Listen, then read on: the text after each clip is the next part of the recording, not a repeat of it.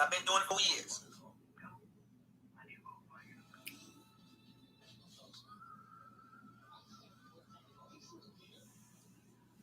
Let's see if I got this right. What's going on, everybody? This is BucosLocker. What up, Ken? What up, Ken, man? We do a little post game recap, man. You know what I'm saying? We'll do a little post game recap.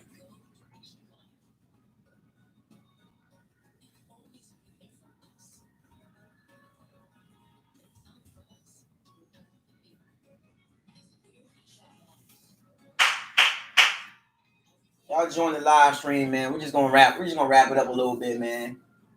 If this don't turn out really good, I'll do it tomorrow. I'll do another one tomorrow if this don't turn out. I just want to kind of like just recap everything. The Bucks Facebook groups are going crazy right now.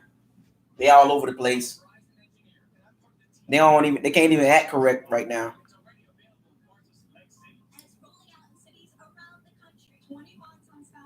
The Bucks Facebook groups are all over the place. Everybody's pointing blame. They talking about stop bringing up last season. And I mean, it's the Bucks fan base gotta be able to take it on the chin. We talked a lot of noise. We bragged about the offseason. We won the offseason, folks. We got the dub on the offseason. We won the Super Bowl this offseason. I've seen a lot of you talk a lot of noise to other fan bases. You got to take it on the chin. If you talk the talk, you got to walk the walk. You got to take it on the chin, folks. It's okay. Talking about 16-0 and 15-1, you know, take it on the chin, folks. Take it on the chin. When you got this much pressure, when you got this much attention on your team, the spotlight is on you. It's on the fan base. It's the fan base got to be able to calm down and relax. Okay? Now this post game, exactly, Ken. It's humble. Be realistic. Be humble. Stop running around here talking about we the champions and all this. We ain't the champions yet, even though we have aspirations of being a champion. But you better humble yourself. It's going to be a long season. Can't have no excuse. Exactly, Cheesy Breezy. Now, let's do a little post-game recap. It's not going to be a super long video. This is going to be just kind of like the brush up on some things that I talked about during the game. There were some things that they need to be cleaned up. You know, and as I look at the Bucks, you know, statistics, stats don't really tell you the whole game. It kind of gives you an idea of what happened. But it's still Super Bowl of bust. You know, that hasn't changed yet. I mean, not for me. We just got to tighten up. The running game just got to get better. You know,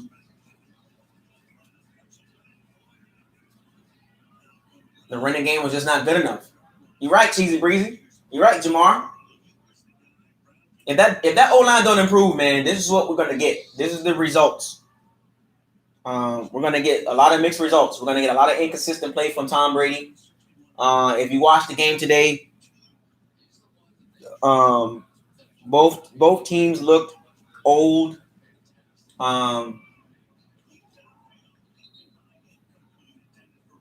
Both teams' quarterbacks looked old.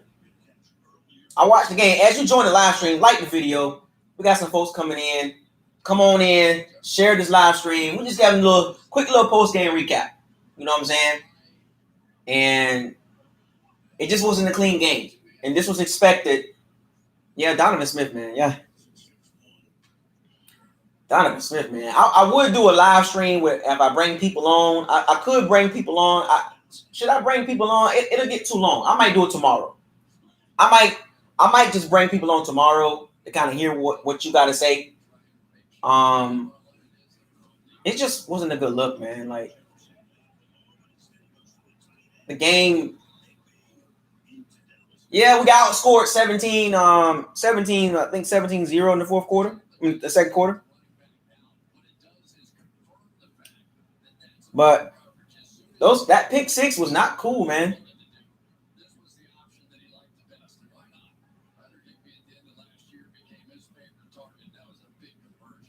Execution is the key, man. I mean, Brady got to take some blame. Donovan. Everybody got to take some blame.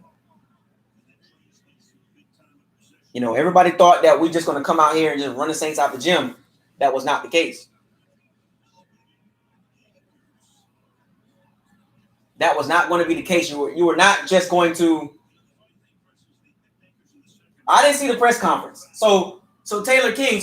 So Taylor King says the press conference was like a textbook. Like a textbook Winston presser. Gotta protect the ball. Gotta fix it. We've heard that last year, Brady. We've heard that last year. Protect the ball, man.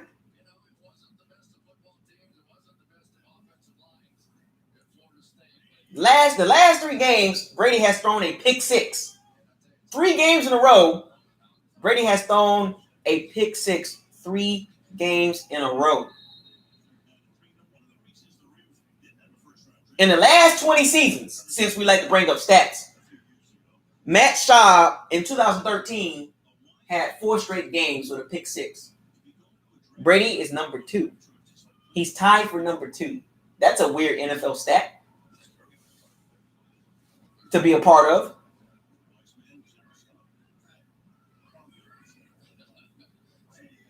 Well, Kent Jackson, look, man, I knew what the problem was last year. Not just the quarterback, but there was a lot of problems with the team. It was not just the quarterback last year. It was the same. It's the same stuff I told y'all last year, the same stuff I saw this game. Nothing's changed right now.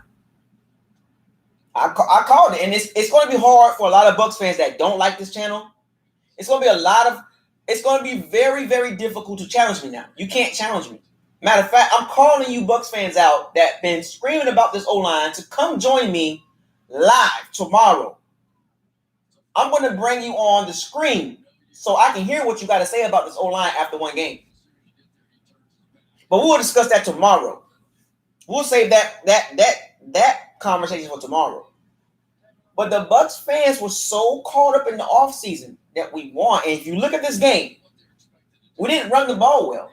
Ronald Jones had a couple runs. That was good. Rob Gronkowski had 2 catches. He looked old. He looked slow. He looked out of football shape. Mike Evans was playing with a hamstring problem. And if he was healthy, why wasn't he getting the ball? Were they that scared of Marshawn Lattimore? Mike Evans is a top 10 receiver. Get the ball to him.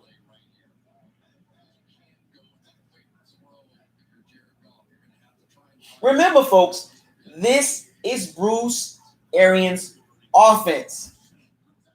It starts out like this.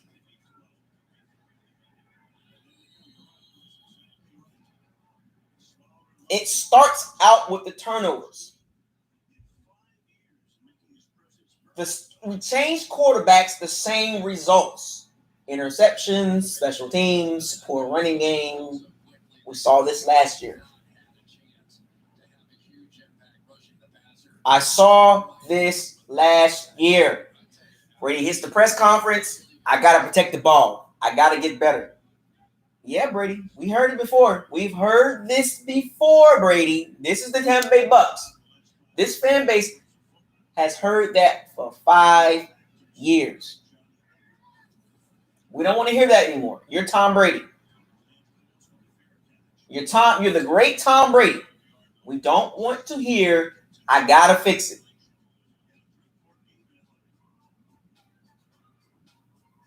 It starts in the trenches.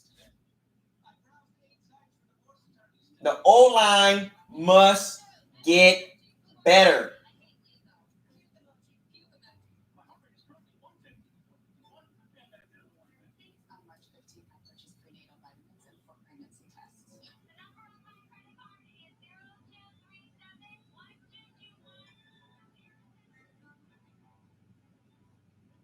I want to hear Arians' excuse about this loss.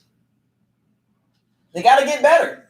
I know it's the old cliche, right? The old cliche, the Bucs got to get better. You know what I'm saying? Yada. We all know this. But this cannot continue to happen. As you join the live stream, hit the likes. Let me get those likes. Like, you know what I'm saying? Let me get those likes. I'll shut this screen down. I need the likes.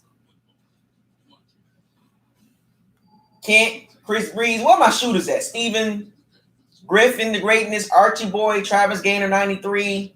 Sandoval, 813. He said, but Jameis. But Brady. Can't do that. I'm not doing that this year.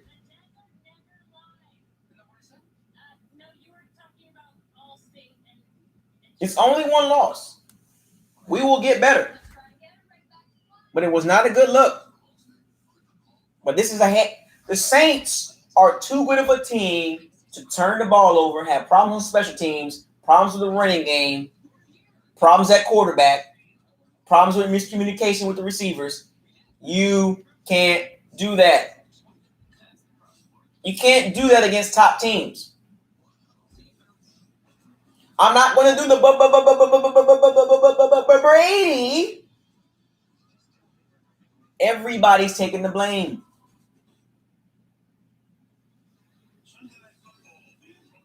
Underwhelming running game. All these weapons, and we could not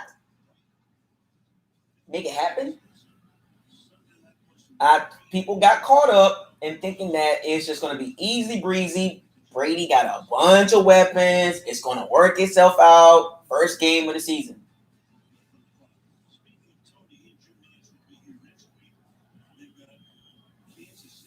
The only good thing about this game I can say is the defense, man. The pass defense looked good.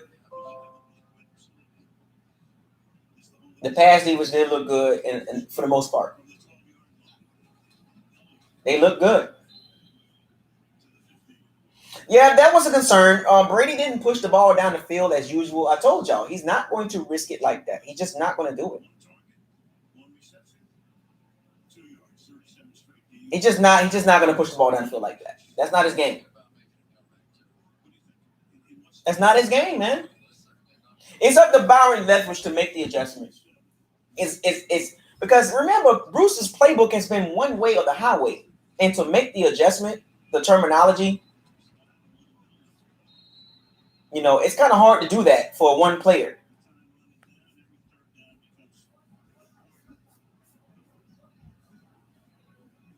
It's hard, man. It's hard to change a playbook when you've been running a playbook for 20 years, 25 years. Bruce Arians' playbook has been no risking, no biscuit, air Coryell, chuck it down the field, let's go. And I think that's what it's going to end up being. Watch. It's going to end up being like that. They are trying to implement the Tom Brady pass routes concepts.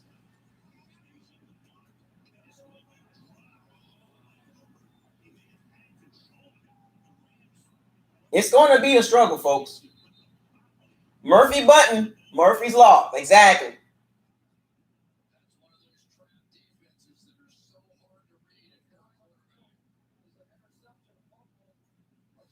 Jamel Dean didn't have a good game, man. I don't know what was going on with him, man. He was tripping, man.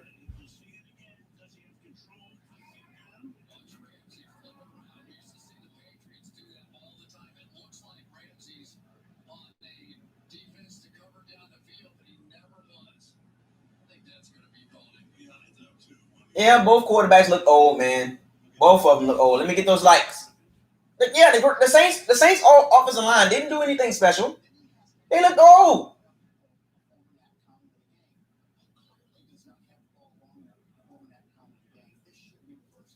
Are you guys watching the Rams and Cowboys game? You see the Rams defense?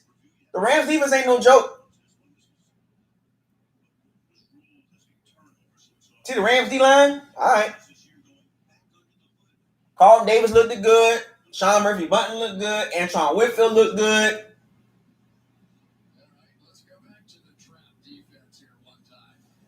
The linebackers look good.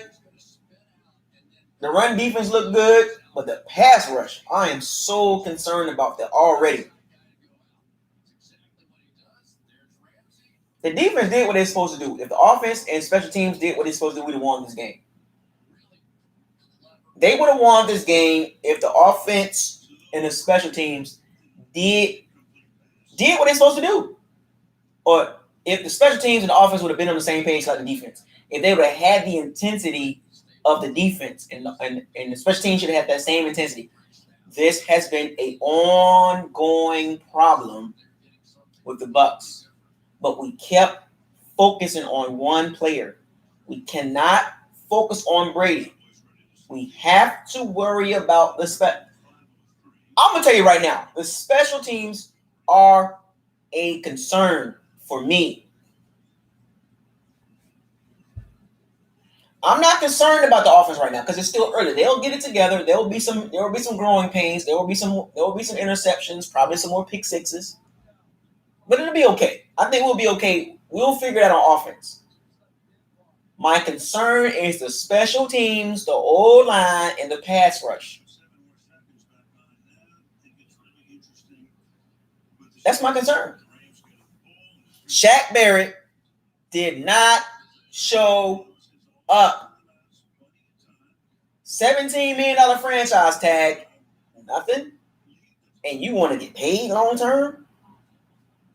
You can't be no one-hit wonder with us, baby. You played hard last year and you try to get a nice little deal out of us, but we need to see more out of you, Shaq Barrett, because you had a lot of games last year that you didn't do anything. About 4 or 5 games you exploded, but the other 11 or 12 you didn't do so good in.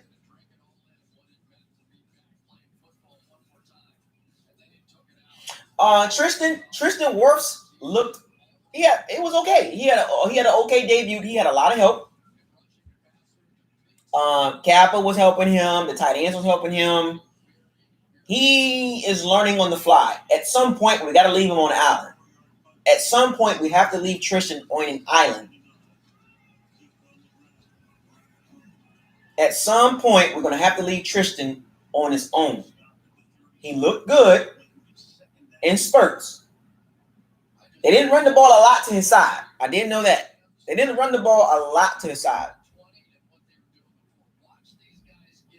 But Tristan Wirfs, as far as a rookie, he's on the right track. And I told y'all, he looked better than Donovan Smith. He was handling Cameron Jordan in some areas that I thought he was going to struggle in. His footwork is so much quicker than Donovan Smith's. So much better.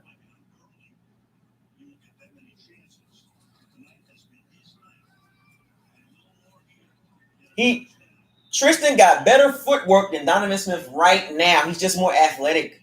Better footwork. They need to make that change. I am shocked that the Bucs didn't even think about it. Arians didn't even think about moving Donovan Smith to the right side. Like, they're stuck on his durability. It's obvious to see who's going to who has a higher ceiling, who's already talented.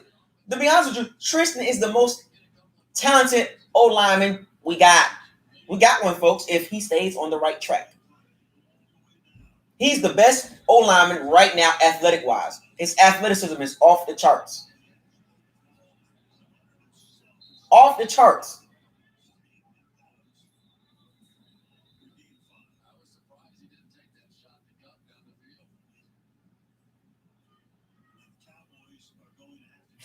James was telling Sean Payton our plays. I would be surprised, man. I wouldn't be surprised that Jameis Winston had to play this part in the victory for the Saints. I wouldn't be surprised that Jameis Winston had his input on the game plan for the Bucs, like the formations and what they're gonna do in these situations. And I would not be surprised that Jameis Winston had a hand in the Saints winning the game. You know what I'm saying? I'm gonna be honest with you. I think the Jameis got back at us in a funny way, low key.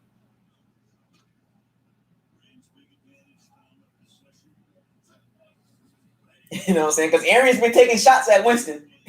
I would not be surprised that Winston was like, all right, Sean, this is what they're gonna do in this formation. This is how I guarantee you, James Winston did something because there's something going on between Winston and Arians. I don't know what it is, but I don't think it was Gucci. I don't think it was all Gucci as everybody thought it was. I think Arians took a lot of shots at Winston, and Winston paid us back for that. Forget you, Winston. You cheated. You helped the Saints beat us, man. You helped the Saints beat us. Shame on you, Jameis. Shame on you. he said, Donovan Smith is the Chris Conte of the offense.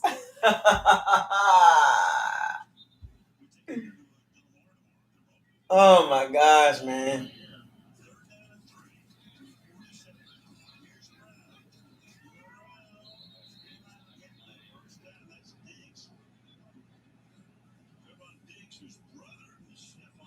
Yeah, Arians, man, you gotta watch what Arians say, man. Arians, hey, let me get those likes though. We got a lot of people showing up in the chat room. Let me get those likes.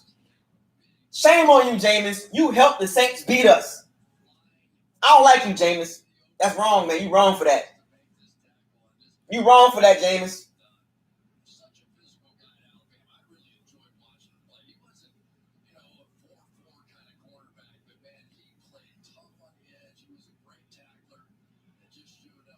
Donovan Smith, man. At what point are they gonna make the change? I've seen enough from Donovan Smith. I've seen enough.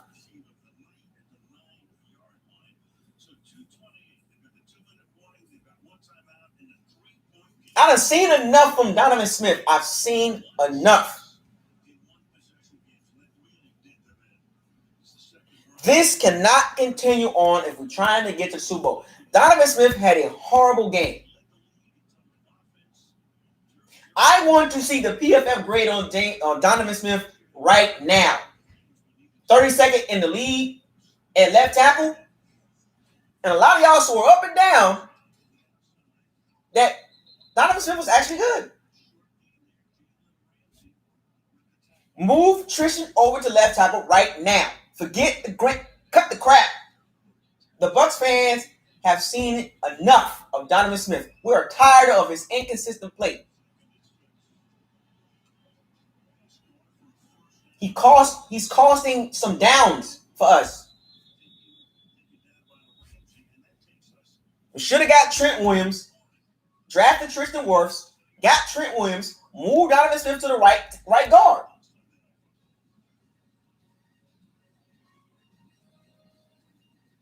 So anybody got the PFF? Steven, is he really ranked 64th right now? Yo, what up, Malcolm? One of my shooters in the building. Super Bowl or bust. That's not going to change. Super Bowl or bust.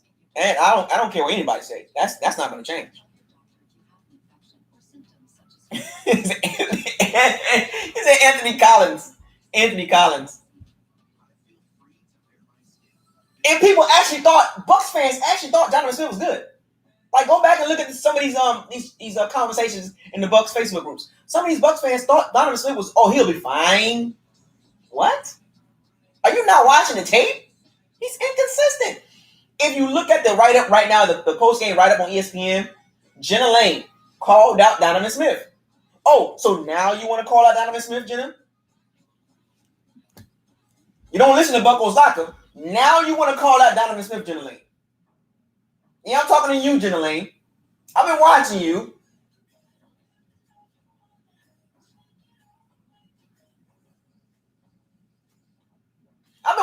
Jenna Lane. You always focused on one player. Now all of a sudden you want to talk about Donovan Smith.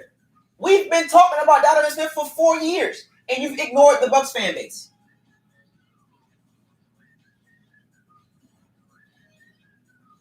Got caught up in the glitz and glamour, all the off-season moves we made. You googly-eyed it, and look what happened today. Been having these same problems today we've been had for the last 4 years. Now that Brady's here, now it's, Donovan Smith got to get better. Donovan Smith got to do this. Donovan Smith got to do that. The Bucs running game was not good, and the Bucs running game got to get better. Why now? Roman, you gonna get this work? Donovan Smith is food, man. Cam Jordan was so right. Donovan Smith is food. He can't run block. He can't pass block consistently. Oh no, you can't blame. Nope. Can't blame nobody now. Who else you gonna blame now? We got rid of the problem. The problem is gone. Remember? We got to find someone else to blame now.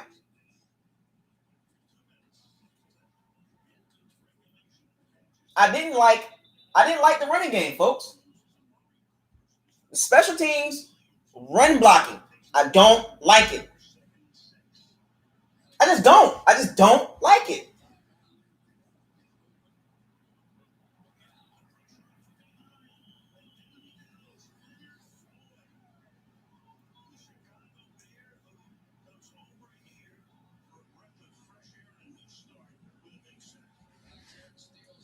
Oh yeah, Jenna gonna protect Brady. Jenna ain't gonna she gonna protect him. She's not gonna blame nobody else. But no, she's blaming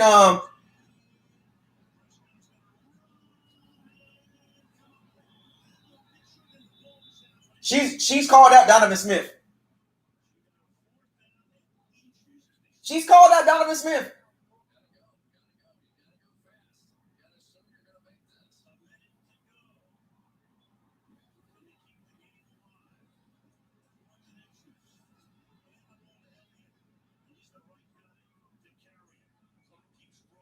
Oh, she's going to protect Brady. She called out Donovan Smith and the running game. Go look at the article she wrote.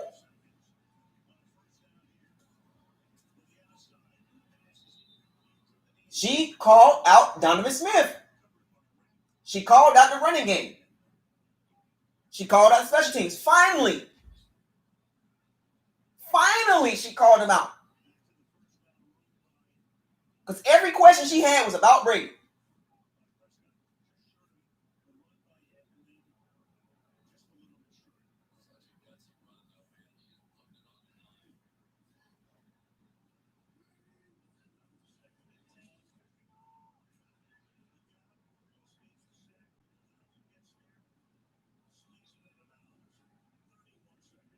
The running game was not there.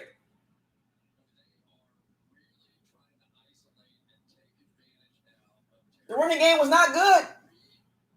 3.9 yards a carry, underwhelming. We've been saying this for years. Some of us Bucs fans have objectivity. Some of us are real with it. And the ones that are real, we get hated on for calling out the O-line, the run game, the secondary, the special teams. We get called out for pointing out other areas of the team that was a problem.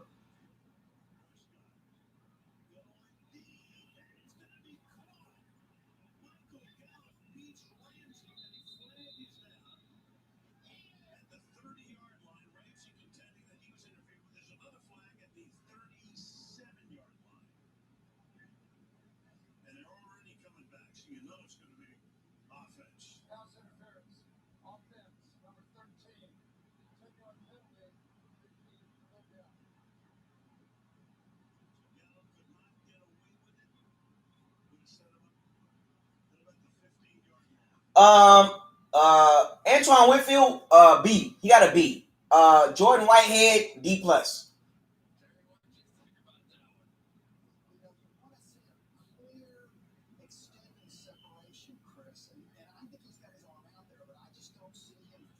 Jordan Whitehead got a D plus. I don't like what he's. I didn't like how he played. Running game, D plus.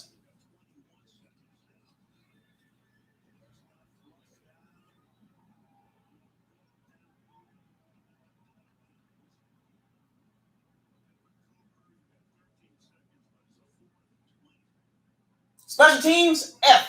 What's lower than F? What is lower than F? Because the special teams was a complete negative. The receiving core, C plus. Quarterback, D plus. Coaching, D plus.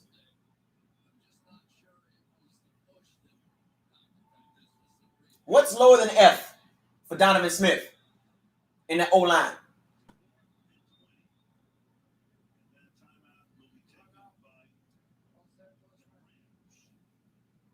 Jordan Mickens, F.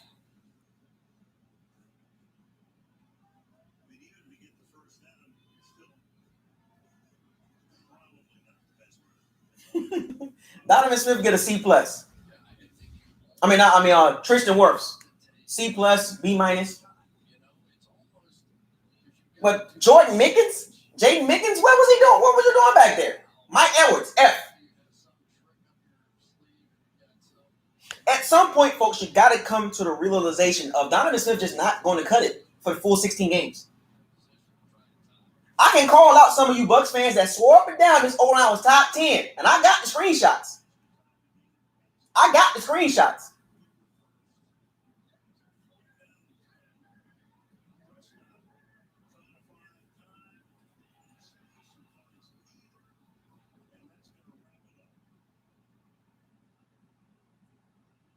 The Cowboys is not good. The Cowboys, every year, they win the offseason, sign all these pass rushers, and can't get right. Mike McCarthy, dead coach walking, dead man walking. Scotty Miller, B plus. Chris Godwin, B plus.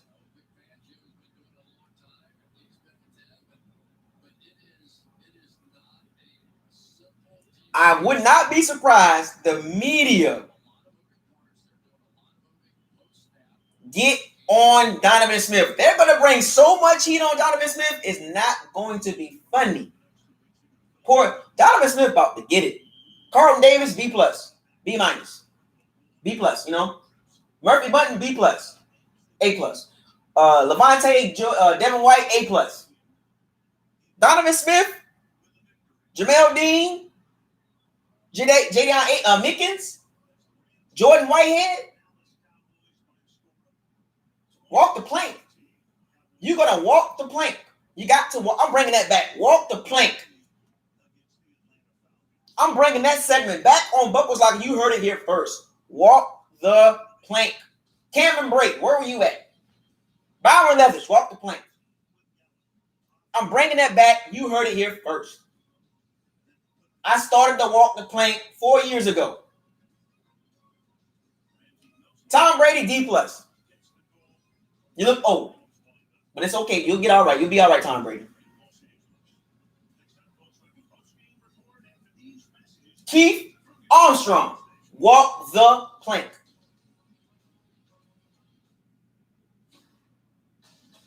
Gronkowski, D plus, D minus. At least he tried to get out there and make something happen.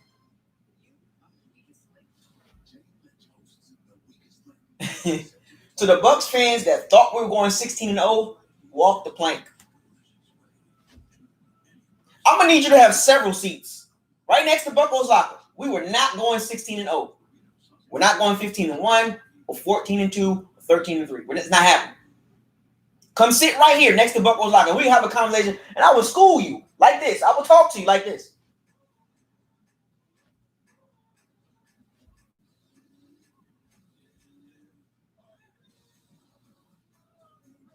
Walk the plank, folks. It's back. I'm going to make its own segment. I'm going to bring that back. I'm going to have the sound effect, dropping into the water. I'm going to bring that back.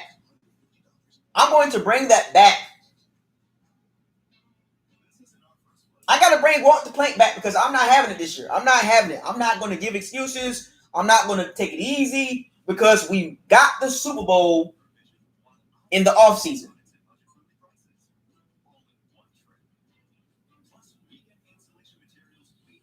The media needs to hold Donovan Smith accountable.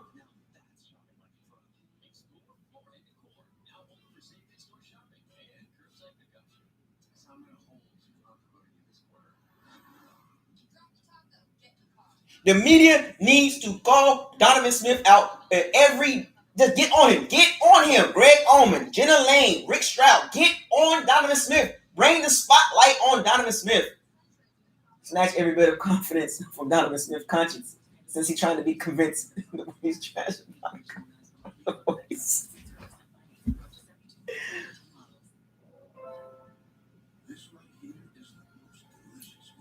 I can name 4 left tackles in college right now better than Donovan Smith.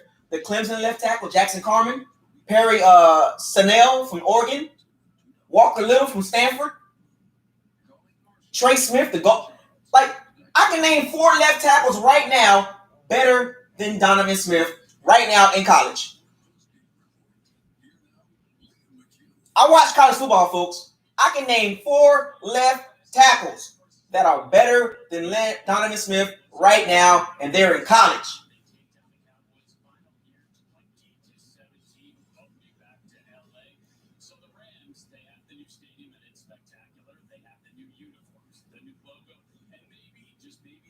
Oh, the Eastern Washington left tackle, he's pretty decent.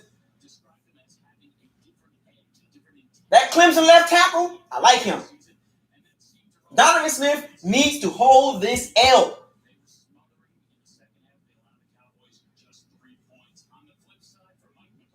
You cannot justify Donovan Smith to BucosLocker. Y'all know I don't like him. I don't have nothing personal against Donovan Smith. Nothing personal against you, Donovan Smith. But as a football player, you're not good, bro. 5 years in, you still the same. You haven't taken this next step. As a unit, the running game is still not good.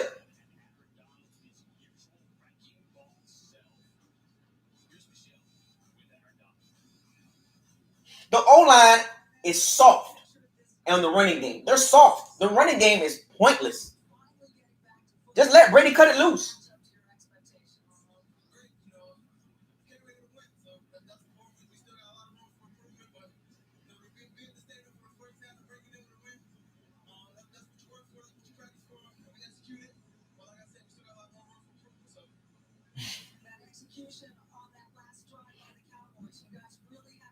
Tristan's going to be fine. I want Tristan at left tackle.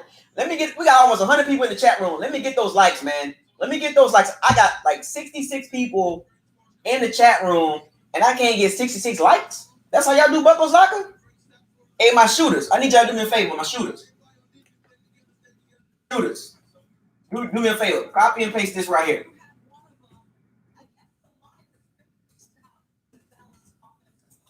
Shooters. Copy and paste that. Tristan Wirfs should be the left tackle. Enough is enough. I've seen enough.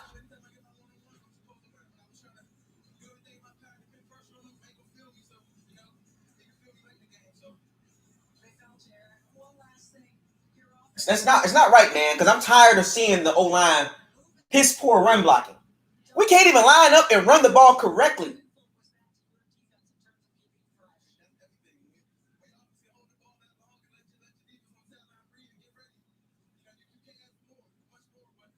I don't like the run blocking.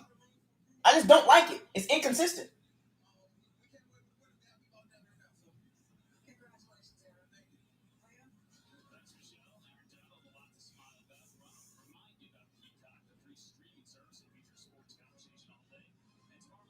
We did not look good today, folks, as a unit. And I mean as a team. Like, we didn't look good today, folks. It is what it is. We just didn't look good. Whether y'all want to admit it or not, we didn't look good. Didn't look good at all. We looked rusty, looked out of sync, no continuity. The Saints are just a better team.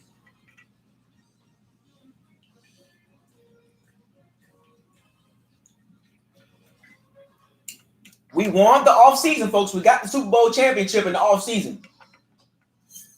But we didn't. That's not going to translate to the Super Bowl if we don't tighten up on the O-line. Those trenches got to step up, folks. Like, what? Vita, Dominic, and Sue, where is the pass rush up the middle? We got Leonard Fournette and didn't do anything with it. I know it's his first game, but hey, turn the ball, just give the ball to him. He got talent. He can run the ball, ISO, a power run. He can catch the ball. I'm telling y'all, Leonard Fournette will have the starting job at some point this season. I guarantee you. Watch. The Bucs had 9 penalties for 103 yards. We was, I think, the worst in the NFL in penalty yards per game and penalties per game, like bottom 5. That's another area that Bruce Arians' teams conveniently always end up being at the bottom in penalties. or being at the top, but the most penalized team with yards per game. Like, penalties hurt this team. Jordan Whitehead, Carlton Davis had a penalty. Like, offside. Like, what are we doing? We gotta get this corrected. This is the second year in the system. Everybody except for Brady played in this system. What is the problem?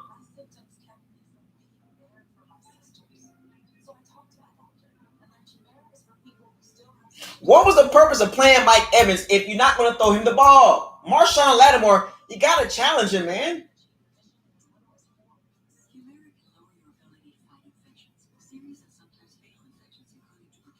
You got to challenge. Mike Evans is a top receiver, and you're not even going to try to give him the ball?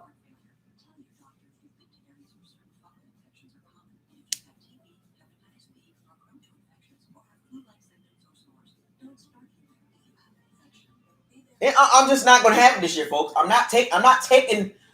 not giving Arians any excuses this year. He's not getting no excuse from BucosLocker. He told me, so I'm following what he told me in the offseason. Based on Arians' comments and what he's done this offseason, he got rid of the problems. So there is no problems on this team according to what Bruce Arians did this offseason. But yet, the first game of the season, the same results that I've seen the last 4 years. Poor special teams, poor run blocking, interceptions. It's the same old story.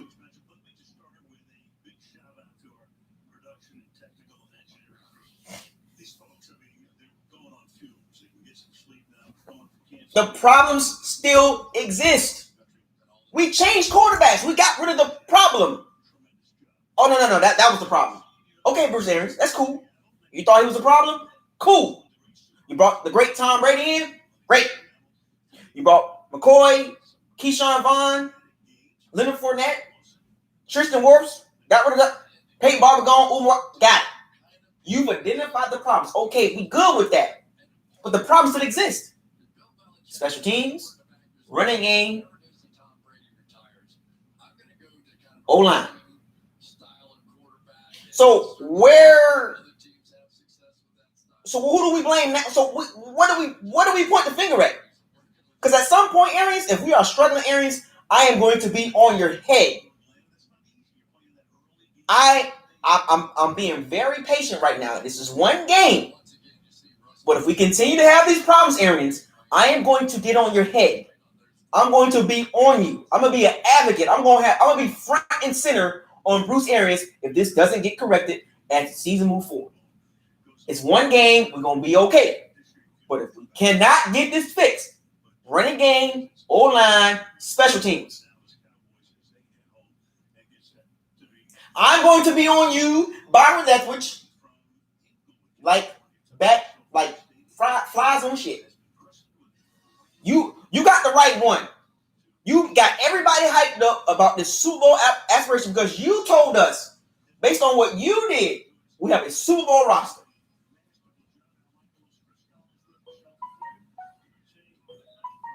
You told everybody, based on your comments and the moves you made this offseason, we are a couple pieces away from the Super Bowl. And the changes you made told everybody these guys were the problem.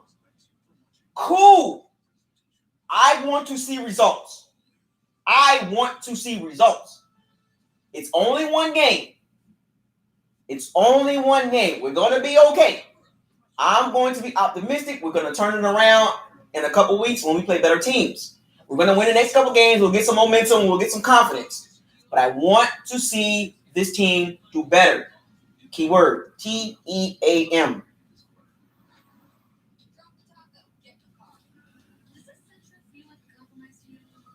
Because there is no excuses for Bruce Arians and Jason Light. And you already know how I feel about Jason Light and his draft picks.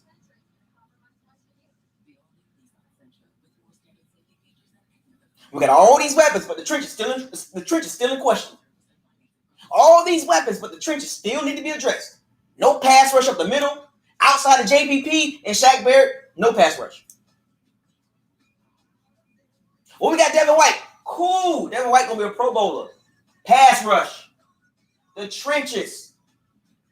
I want to see the trenches do better. Nacho, Anthony Nelson, Khalil Davis, Patrick O'Connor. Are these guys going to strike any fear against O-linemen? We need some depth.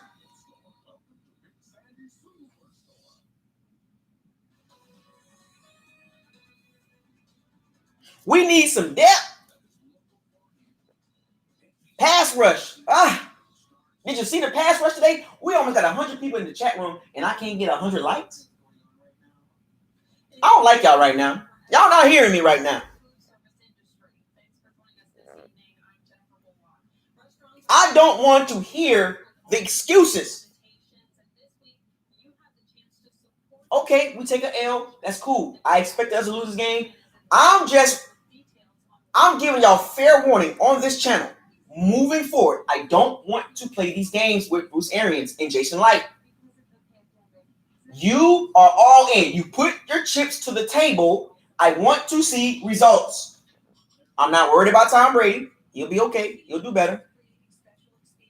He will struggle against good defensive linemen because our O-line is weak.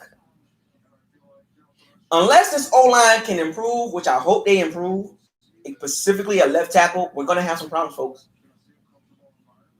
I am hoping that this O-line improve as the season go by.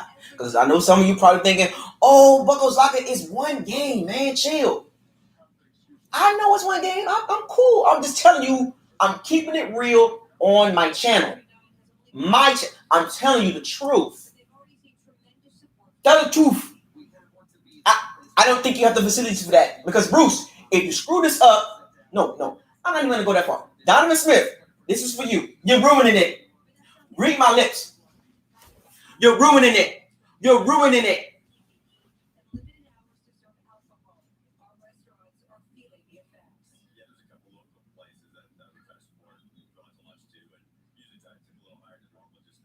Do you know how much attention we got right now from all the other 31 fan bases are looking at the Bucs fan base like, y'all got Tom Brady. They calling us the Expendables. They laughing at us, calling us the Expendables because we got Brady, Gronkowski, LaShawn McCoy, Ndamukong Suh, JPP. We got all these old players starting and stuff. So they making fun of us. Oh, that's the Expendables. The Bucs are the Expendables. They're not going to go anywhere. They're trash. Brady's washed and he's old and all this. They laughing at us. We took a chance on a 43-year-old quarterback. They laughing at us. Your organization suck. I'm tired of that. I am tired. I want results. What is wrong with BucosLocker wanting to see results? I am tired of being the worst or one of the worst organizations in the NFL. I don't want to see that anymore. I want to see this team be consistent.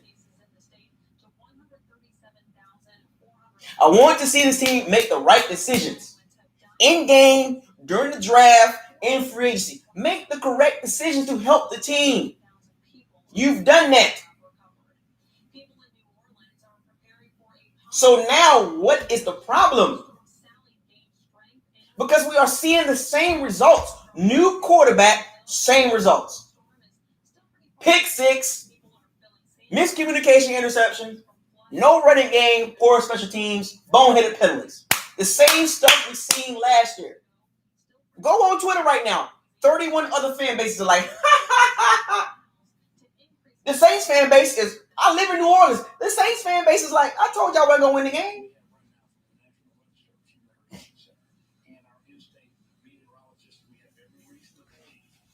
Wake up, Bucs fans. Wake up and see the bigger picture. You can listen to Bruce all you want in his press conferences, his press conference and all that. Look, Bruce, I got nothing personal against you, Bruce, but you told me, not personally, but the moves you made were based on getting to the Super Bowl. That's the moves you told me. The moves you made said Super Bowl or bust. $50 million guaranteed to a quarterback, a GOAT. $9.5 million to get a tight end that you really didn't even use this game. You talked up Gronkowski. He looks. Bruce Arians said this. He said Gronkowski looks faster. He without the arm brace and the knee brace, he looks so much faster. You didn't even use him. Folks, do your research on Bruce Arians' offense with tight ends. If you look at this game, that tight ends were irrelevant. I get it. O.J. Howard had, 2 good catches? Had a touchdown. He was wide open. But if you do your research like BucosLocker did, tight ends are not relevant in his offense, folks. No matter how many tight ends he got, it's just not it. We got damn near $20 million in tight ends. That $20 million should be on O lineman and D lineman. $20 million and you barely use. Hold on, $20 million. This is what $20 million got us. $20 million, folks. $20 million. Damn near $20 million in tight ends. O.J. Howard, 4 catches for 36 yards and a touchdown. Gronkowski, 2 catches, 11 yards. Cameron Rate, no catches. So 6 catches for 47 yards and a touchdown. Damn near $20 million in tight ends. 6 catches? What? Excuse me? I had to go do some research on the tight ends, folks. Heath Miller, during the Steelers' run, he had a bunch of decent seasons, right? He had one season where I think he had like 71 catches one season. The rest of the seasons, it was like 45 catches, 30-something catches, like 40-something catches. Like, Bruce Arians don't really tight end. He just don't. But we got a lot of money on tight ends. I want to see that improve, Bruce. Byron Leftwich, your play calling, man, you are so predictable, bro. You called some of the same plays you called last year. That out route. Get rid of it. You're ruining it.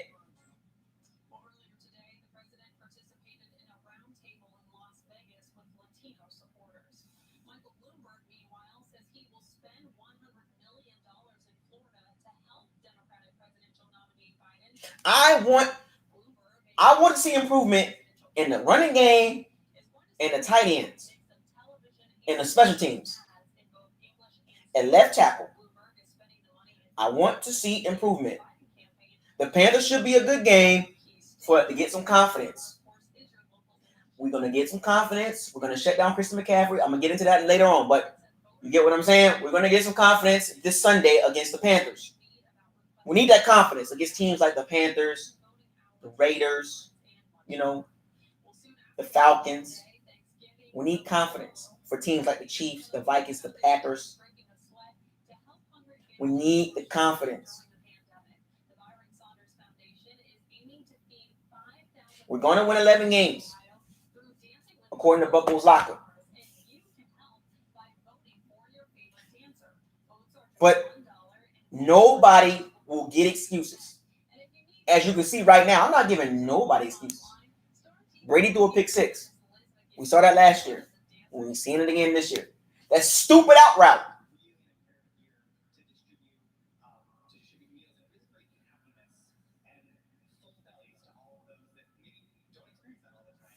Todd Bowles got the defense. He got the defense looking good.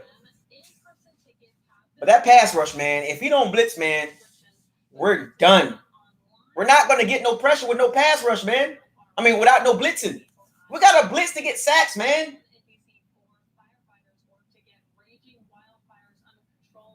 We want the offense. We want the offseason. The Browns did the same thing. It was hooping and hollering. It was on Hard Knocks. They had all these weapons: Kareem Hunt and Nick Chubb and Odell Beckham, Jarvis Landry, and Njoku, and all tight ends, and they had Miles. They had all this weaponry. And what did the Browns do? I don't want the Bucs to be the Browns of last year and the year before. The Browns won the offseason. Everybody was talking about them. You don't think teams are going to try to take our head off? The Saints just basically outcoached us, outplayed us, outworked us, didn't turn the ball over. We was the opposite of the Saints. We were the opposite of the Saints. The Saints did everything to win the game. We did the opposite to win the game, to not win the game.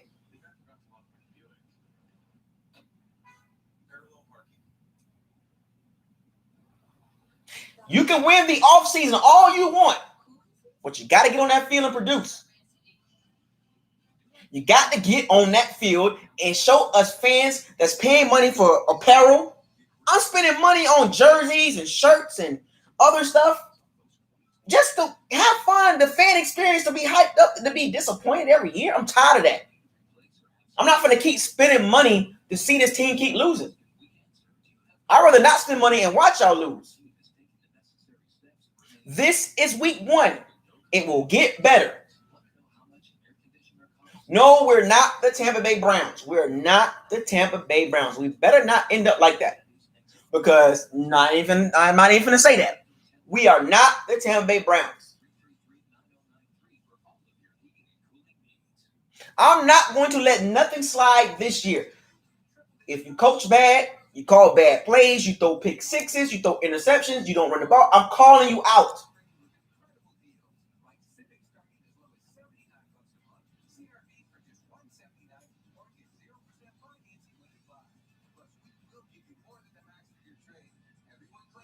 Leonard Fournette had 5 carries for 5 yards. I expect that to get better. Ronald Jones, 17 carries for 66 yards, 3.9 yards a carry. Outside of his 21-yard run, it was 16 carries for 45 yards. Outside of one run, it would have been 16 carries for 45 yards. Y'all don't see the problem? Y'all don't see the problem there?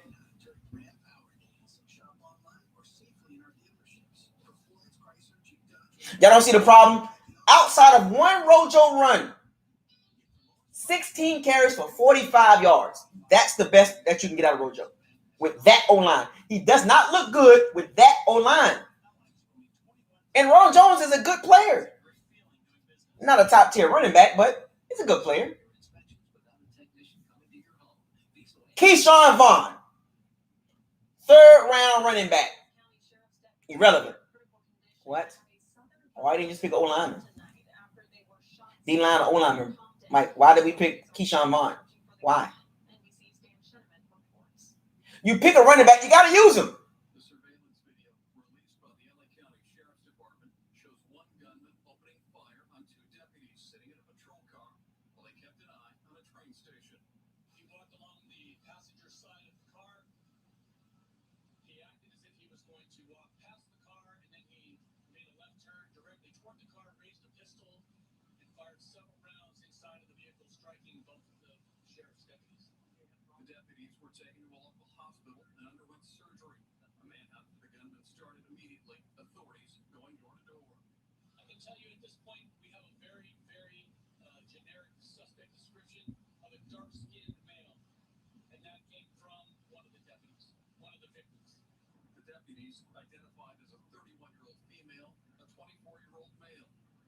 I'm just saying, man, the running game is underwhelming.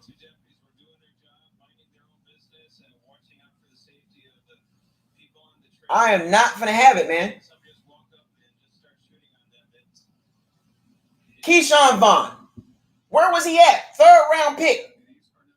Running back. Expected to make an impact, and he's not. What? Just get a D-lineman, O-lineman. Why get Keyshawn Vaughn if you're not going to?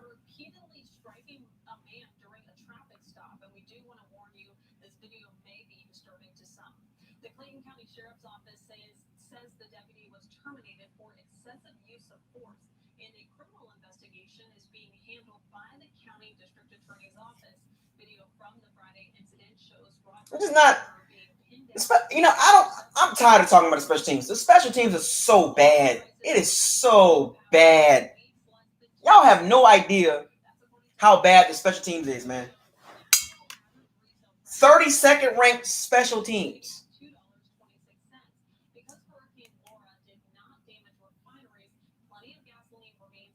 It's just not good enough, man. I'm not having that, man. I'm just not having it. Yes, I'm worried about a running back. We drafted a running back in the third round. We passed up some decent running backs. What you mean? I'm worried about. I want to see him produce. That was a third round pick. That could have been a D lineman, an O lineman. Keyshawn Vaughn. We have other needs that we could have addressed. You kidding me? I called it. I know I called it. I know. I do this. Listen. You gotta listen. I do this. We have other pressing needs. Oh, Keyshawn Vaughn. Okay. Oh, he might not even crack the lineup. Oh, Mike McCarthy's bad. He's a bad coach. He's horrible. Mike McCarthy's horrible. Matt Nagy, horrible.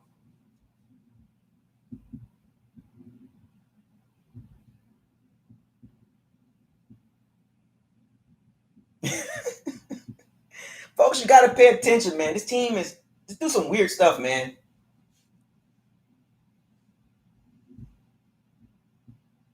I just want to see this team succeed, man.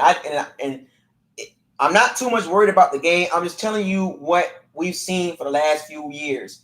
The same story, folks. It's the same story. This game is a microcosm of what we've been seeing.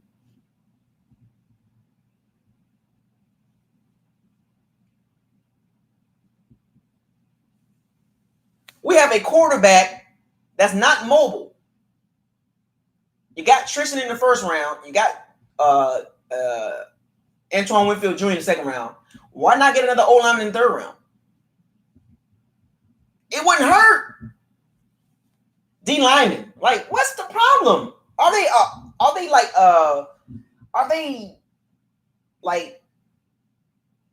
just don't want to draft the trenches or something?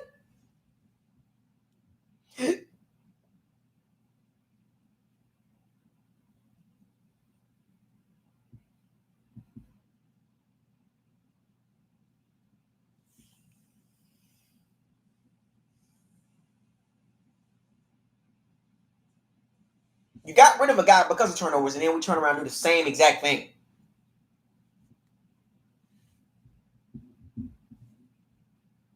When you got a quarterback that's non-mobile, you beef up the O-line. You get talent on the O-line. You don't play games with the O-line. You don't do that.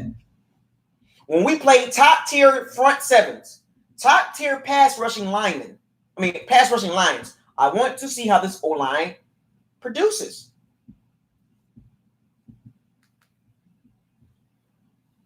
Brian Burns coming to town next year. Brian Burns coming to town next week.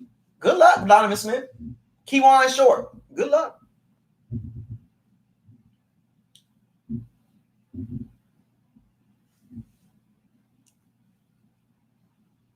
Good luck. I'm watching all these rookie running backs get carries. They were able to produce in a shortened training camp, but for some strange reason, Keyshawn Vaughn couldn't produce in a shortened training camp. But the other rookie running backs did it. Why couldn't Keyshawn Vaughn do it?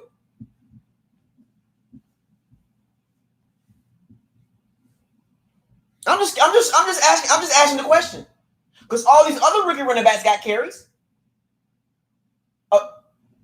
Why not Keyshawn Vaughn?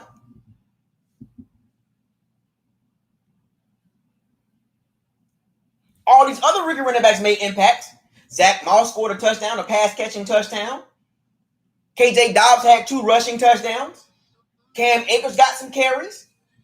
DeAndre Swift dropped a game-winning touchdown, but he got some. What's the problem? Why can't we get right at running back? Right, these other running backs got carries. They made an impact, but for some strange reason, Keyshawn Vaughn couldn't make an impact. Huh? But I don't understand. It just confuses me. And then you load up with Leonard Fournette and LaShawn McCoy, and you name Ronald Jones the starter, but you drive the running back in the third round. Why? These other rookie running backs, Clyde Edwards-Helaire made an impact. Why can't we get an impact for running back? O-line, running back. They go together like peanut butter and jelly. Too many weapons, man. Too many weapons. They just can't figure it out. Like, they got to figure it out. A lot of weapons, man. A lot of weapons. A lot of weapons, man. They got to figure it out. John Williams, relax. I ain't even see you came in late, fam. You were so late. Y'all need to chill. We good. We everybody in the chat room is cooling, fam. We good. We just talking about the recap of the game and what we see and what we've been seeing for the last couple years. We saw it today manifest itself once again. We changed quarterbacks and still look the same.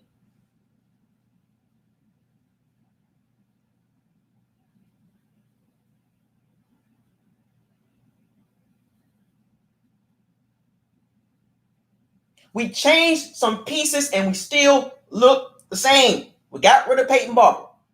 We got rid of Owen Wiley. We got rid of Jameis Winston. We got rid of DeMar Dotson.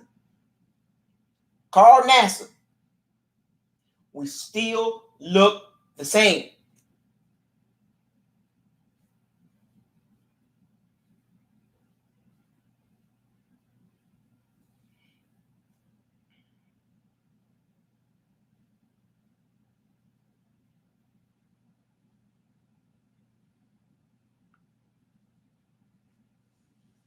I'm just saying, man.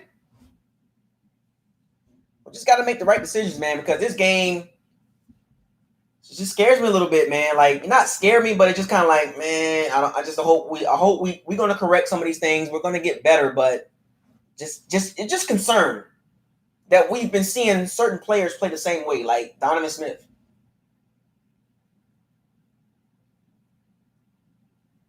You think we're going to beat the Chiefs with that product? I'm going to tell you right now, we're going to get smoked by the Chiefs. If we don't tighten up, we're going to get smoked by the Chiefs. Smoked. You think the Chiefs going to play around with us? Frank Clark? Chris Jones? They're going to wreak havoc on the O-line. They're going to wreak havoc. Come on, fam. You see the Chiefs, they're a machine. We're trying to get to that level. I want to be the machine. I want the Bucs to be the machine. Right now, we got a long way to go. Same thing happening again. It's concerning. Exactly. Padre D Productions is concerning. Like, wait a minute. We got rid of all the problems. And we're still seeing the same thing. Like, something's not right. Ray P, I'm good, Ray P. We just talking football. See, I'm not emotional. I'm just telling y'all, like, as a Bucs fan, I don't know if you're a Bucs fan, Ray P, but we've seen this for years. We got rid of the problems, but we're still seeing the same thing. That's the problem. It's not about chill, man. You need to chill, BucosLocker. Nah, you see the game. Watch the game. Watch the pass blocking. Watch the running game. Watch the special teams. What have I been preaching for the last 4 years? The same things. And it's still the problem.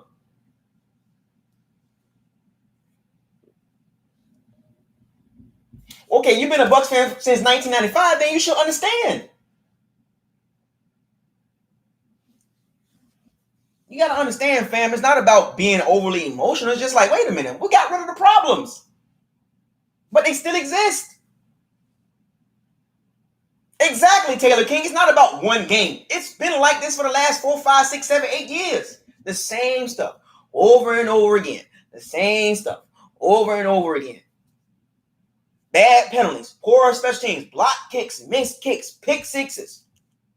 Then we changed to the great Tom Brady, thinking that we got rid of the turnovers. No, pick six. Like, God damn, I thought we got rid of this. Exactly, Cody Russell. Ain't no chill, man. Super Bowl or bust. Super Bowl or bust. Ain't no chill. I'm not chilling for nobody this year. You chill. I'm good. Turn up. Get on my level. Turn up with the rest of us. Turn up with the rest of us. Ain't no chill this year. Ain't no chill. And y'all, no. Got the whole fan base hyped up. to put out a product like that. We done bought all this merchandise. I done bought 2 jerseys and shirts and stuff like that and all this other stuff. Nah, fam, ain't no chill. Ain't no chill.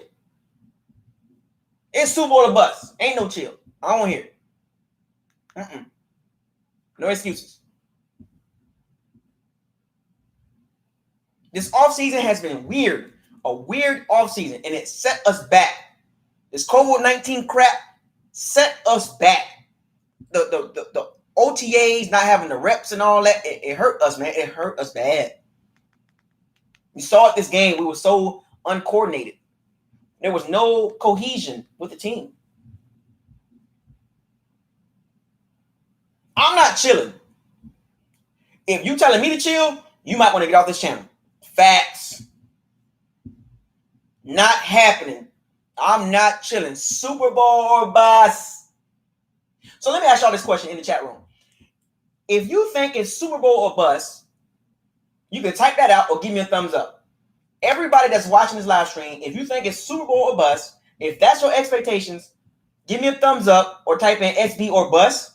If you think the expectations should be just playoffs, give me like a thumbs down or whatever. Tell me what you think. What is the expectation? What is your expectation? Because if you talk about just get to the playoffs, then you're on the wrong channel. You don't bring the great Tom Brady in here talking about, oh, we just want to win 9 games, 10 games. No. Ain't no chill. It's a bad word to use. Ain't no chill. Give me a thumbs up if you think it's Super Bowl or bust. If you don't think it's Super Bowl or bust, give me a thumbs down. And for the folks that give thumbs down, give me the explanation of why you don't think it's Super Bowl or bust. Ain't no chill. Hashtag. I want everybody to use that hashtag. Ain't no chill. No excuses. Super Bowl or bust. That's 3 hashtags. That's 3 hashtags. Ain't no chill. Super Bowl or bust. No excuses. If you don't think it's Super Bowl or bust, give me a thumbs down and explain to me why it's not a Super Bowl or bust. So you saying I'll be happy with the playoff after Bugs. Okay, Flores.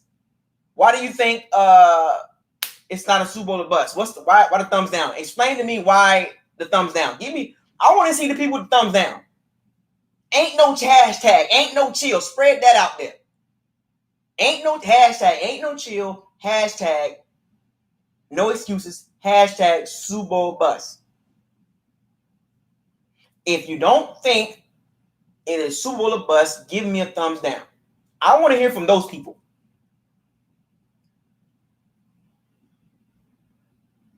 Because if you know how to play poker, when you're actually big in your hand, if you know how to play poker and you're looking at your hand, on the turn card, before the turn card, do you check or do you raise and you got a possible full house coming? Do you check or do you raise? Or do you go all in? What did Bruce Arians do? Did he check? Did he raise? Or did he go all in? Josh Woodard, explain to me why you got your thumbs down. Why is it no Super Bowl bust? If you know how to play poker, what did Bruce Arians tell everybody? Did he check? Did he say, I raise? Or did he say, all in? I'm finna get a full house, a royal flush. How many of you know how to play poker? How many of you know how to play poker? I know Dirt 813. I'm just giving an example. Like he looking at his hand. Like, I got a roster right here. I got some good pieces. All right. I mean, let me go get. Okay, turn card. Ooh, that's Tom Brady right there. You know what? What did he do? Did he check? Josh Woodard. Where are you at? Josh Woodard.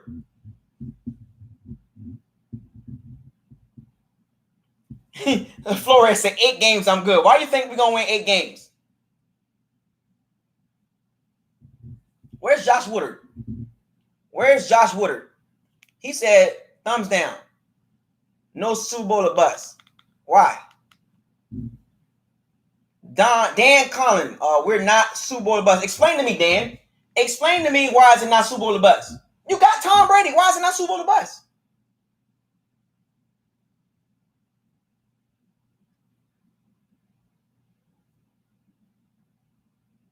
Lightning Film said because fan base expectations are low from previous seasons. Oh, well, you know what? That's cool. I can understand that because the previous seasons, get hyped up, they get disappointed. You know what? I'm okay with that.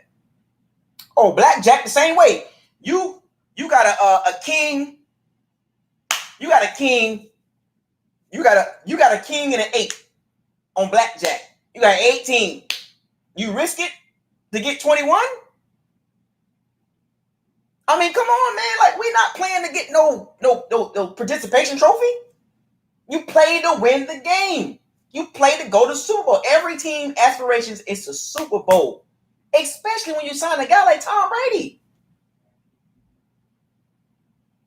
You don't give him $50 million guaranteed to say, oh, just get us 10 wins. Or forget the 10 wins. You don't pay a guy $50 million guaranteed to say, Brady, we just want to sell some merchandise. We just want to get to the playoffs, and we cool with that. We want to sell some merchandise. We want to get some attention. We're going to get some love across the NFL. We're going to sell jerseys. You can promote your TB12 company and your 199 Productions. Brady, no. Get your tan, Brady. No.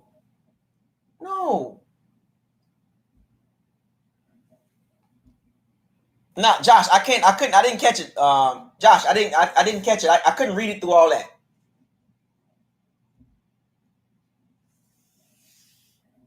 Type it again, Josh. Type it again.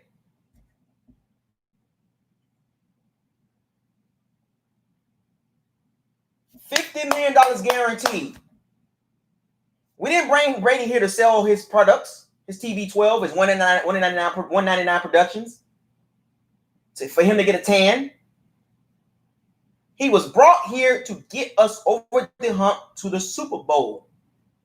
This is a short window, folks. This is not a 5-year window.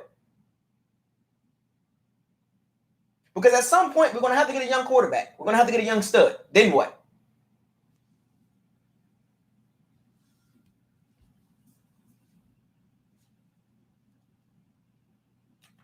So Josh said Super Bowl teams are well-rounded. Okay, yeah. Super Bowl. So are you admitting that the Bucs are not well-rounded, Josh? Because you're saying that we're not well-rounded.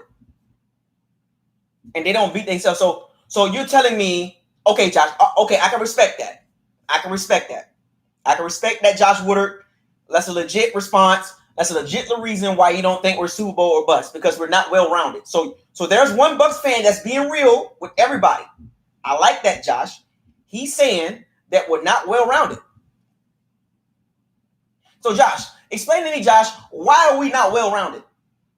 Explain to the Bucs fans, why do you think we're not well-rounded? What are we missing that's stopping us from getting to the Super Bowl?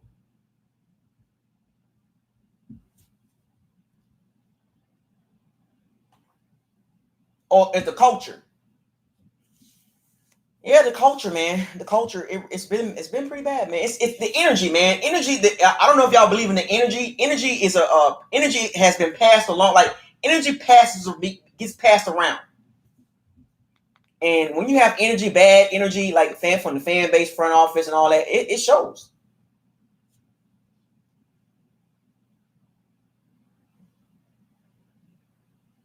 So Josh said Bruce Arians stuck in his ways. His ego is too big. You got it. Josh making some good points, man. Josh, I rock with you, Josh. I see what you're saying. You saying Bruce Arians' ego is in the way. Yada yada yada. I get it. But the moves they made told me Super Bowl or bust. That's what I'm going off of. The stuff that Arians said out his mouth this whole offseason. No. The team is fine. We just got to upgrade a couple areas: the quarterback, the running game, and special teams. We can't bring Matt Gay back. We can't bring James Winston back. We can't bring Demar Dotson back. We Can't bring Peyton Barber back. Can't bring Wale back. Well, we brought him back, but we cut him. We got to get Leonard Fournette. We got to make Ron Jones start. You get what I'm saying? Like, you make these moves, and then what? Look at the Tampa Bay Rays, and then look at the Tampa Bay Lightning. They making it work, but the Bucks can't make it work. The Tampa Bay Rays basically playing money ball. They got a lineup with no superstars, and they're winning games. They're the second best team in Major League Baseball. They got a great pitcher staff. They got a bunch of left-hand hitters. You can't even play. The Rays change up their lineup so much. It's hard to pitch against the Rays lineup because they got versatility. They got flexibility. Look at the Tampa Bay Rays. The Tampa Bay Rays have a devastating, flexible lineup. Switch hitters, left-handed hitters, left-handed pitchers, situational pitchers. They got everything. They're flexible with the lowest payroll. They didn't need to go spend to get Aaron Judge and Juan Carlos Stanton and Manny Machado. They didn't need to do that. They got a great farm system. They draft very well. They got a great pitching staff. They got great relief pitchers. They play team ball. Look at the Tampa Bay Lightning. Last year, they disappointed everybody. They was hyped up last year, number 1 seed, and they got beat in the first round.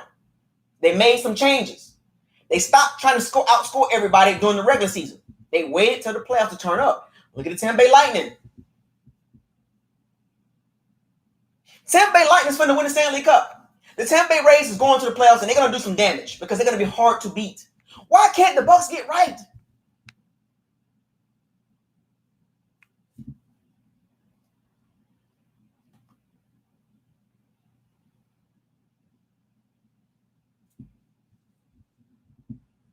Pay attention, folks. Good organizations make great decisions. They draft very well, and the Bucks have not done that. The fan base got behind the moves that were made this offseason by Bruce Arians and Jason Light. We got Tom Brady, even though we wasn't his first choice.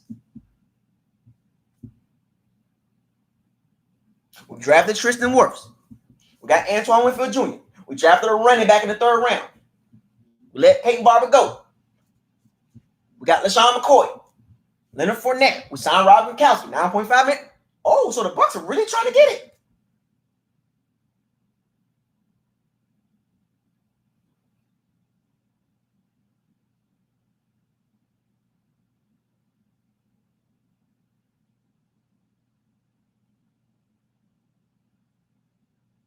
The Saints are well balanced. The reason why we lost this game, we beat our. You can say, okay, whether the Saints beat us or we beat ourselves, the Saints beat us. They did not make the boneheaded mistakes that the Bucks made. They didn't have no kick block. They didn't throw a pick 6. They didn't throw 2 interceptions. They just said the Bucks will beat themselves. They basically played the game to say, you know what? We're gonna play the Saints football, and we're gonna let the Bucks, as usual, beat themselves. And that's exactly what we did. The Saints know us like a book. With the help of Jameis Winston, the 3rd-string quarterback, helped the Saints beat us.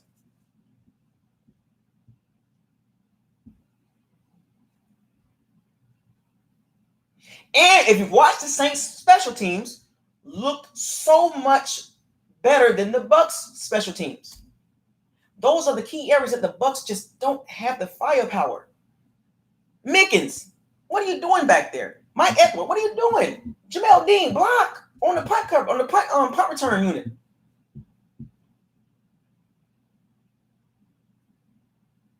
The Saints special teams graded out as a A+.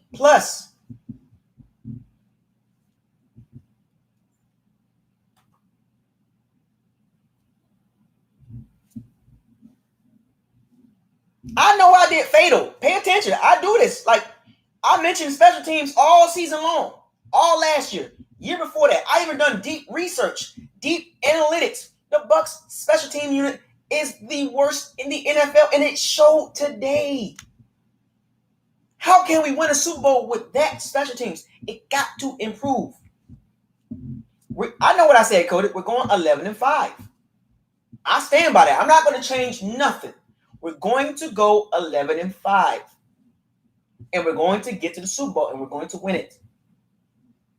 Period. I stand 10 toes on that. And I'm going to hold the team accountable.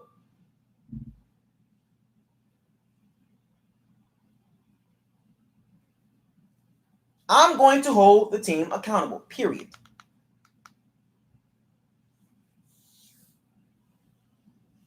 I know when Ryan Sutcup kicked that field goal, I was nervous. I ain't gonna front. I was nervous.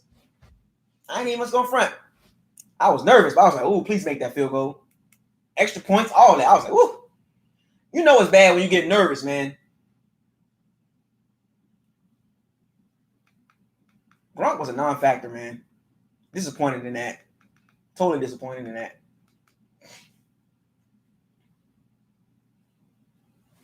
Brady don't like pressure, man. He don't like pressure. He folks, do your research. 36.8% under pressure. His completion percentage.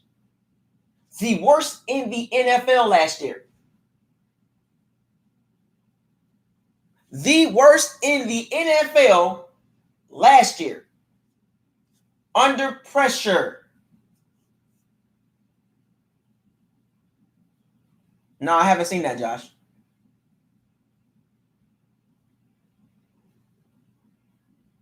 %36 completion percentage under pressure. The worst in the NFL. Tom Brady. And I don't want to hear about, he had no receivers. When did Brady have receivers when he won Super Bowls? Don't want to hear it. No excuses, folks. I've done enough research. You can't give me that. You can't give me, Brady didn't have the receivers in New England. No, he still got the Super Bowl. And he won 6 of them with no receivers. So now he got the receivers. I don't want to hear it.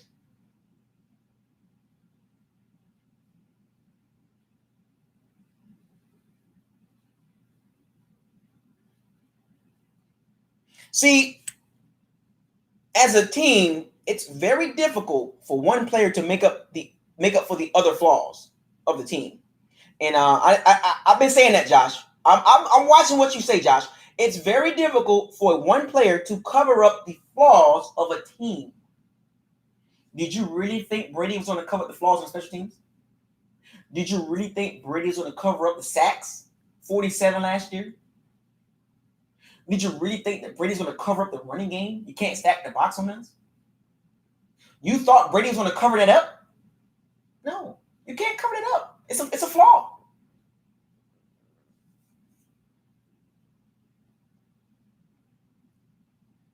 We have flaws on this team, folks. This game showed y'all this. It looked exactly the same as last year.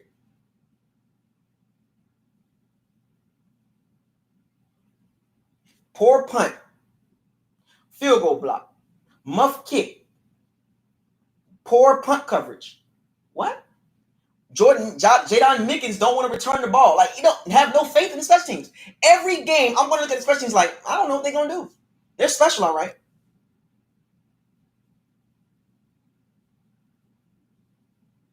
The Saints were so much prepared than the Bucs.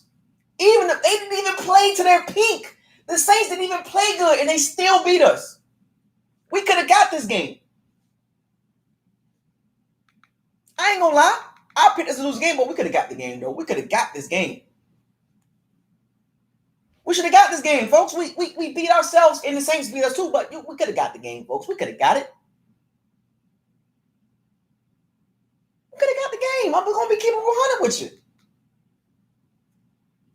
James Ingram. There we go. Some real talk. Saints want the intangibles, the stuff that you can't touch, the stuff that you can't see. Intangibles. The Saints had that clearly. They had the swag, they had the calmness, they had the discipline to just play the game. Don't turn the ball over. Don't make timely mistakes. Well-oiled machine. Sean Payton, Bruce Arians. It is what it is. I'm going to say it like that. That's the difference. Sean Payton, Bruce Arians. Today. Saints, Bucs. Today. Now, week 9, week 8, week 10, it can be tied up. But right now, the Saints are here. The Bucs are here. We're not there yet. We're not there yet. Drew Brees had a horrible. He didn't do anything. He didn't even. Drew Brees didn't have a good game, and they still put up 34 points. The defense scored 7. The defense blocked they was good in all phases. The defense and the special teams helped out the Saints offense.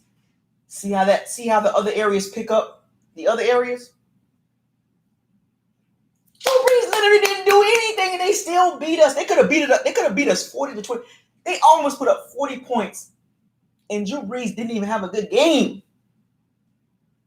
Think about it. Listen. Drew Brees didn't even have a good game, and they almost put up 40 points against the Bucs team. Let that sink in. You think the Chiefs are going to play with us? You think the Packers are going to play around with us? The Vikings are going to play around with us? You kidding me? The Falcons offense going to play around with us? We shut down Alvin Kamara, Latavius Murray, Michael Slant Thomas, and they still beat us 34-24.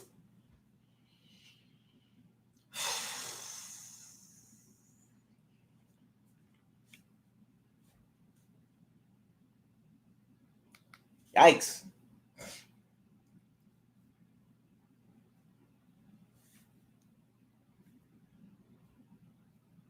The Saints didn't even have 200. They had under 300 yards total offense, and they put up 34 points.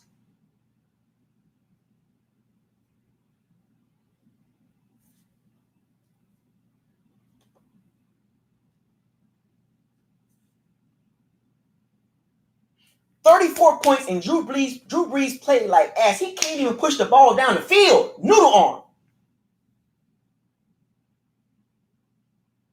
Noodle arm Drew Brees. Did you listen to what Drew Brees said? I'm on borrowed time. I'm just going to let it wing. I'm just going to wing it. I'm just going to let it rip. Drew Brees said this. I'm on borrowed time. He's already halfway out the league. He's already mentally halfway checked out.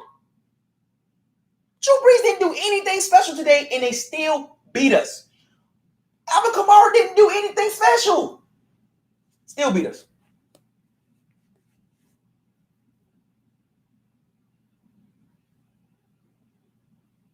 We was able to move the ball because of pass interferences. Marcus Williams, pass interference. Marshawn Lattimore, pass interference. We were helped by penalties to move the ball.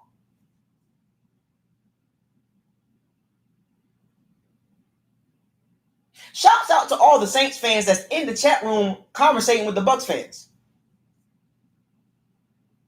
No disrespect. As long as you respect the Bucs fan base, we respect the Saints fan base. It was a game that y'all won. I respect y'all Saints fans, but don't come in here talking no noise because I'm gonna shut you down. Because you got a noodle arm quarterback that's halfway out the door. The defense and the special teams is going to carry Drew Brees all season long.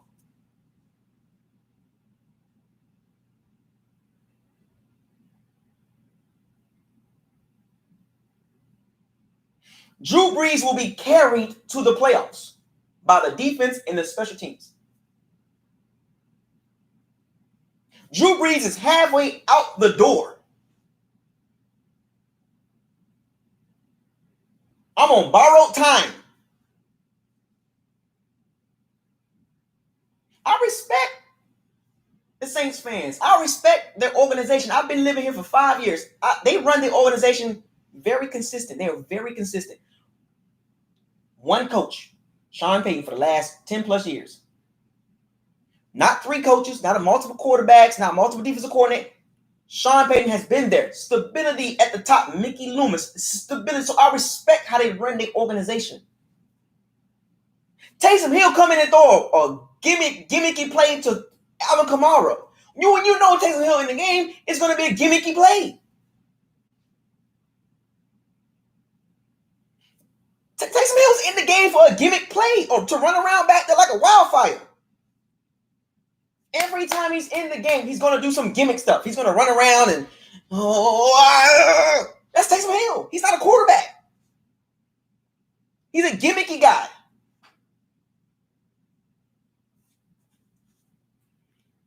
That's game studying game tape, man.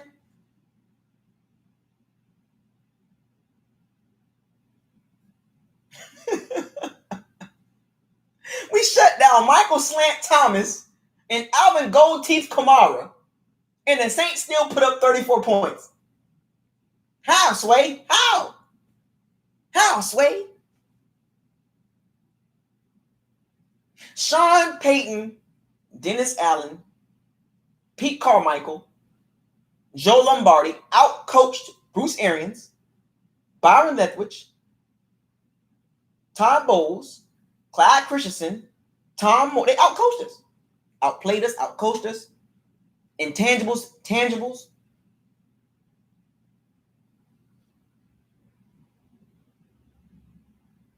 We moved the ball because of penalties, folks. Let that sink in. If the Saints would have played better defense in the secondary, how are we going to move the ball? All these weapons. The media blew it up. I was so calm. I was so cool. I was like, all right, I want to see it on the field. There it is. Brady knew this was going to happen. Brady was working with the receivers at Tampa Bay Prep in the summertime. They said, Brady, you can't do that. He said, I don't care. No excuses.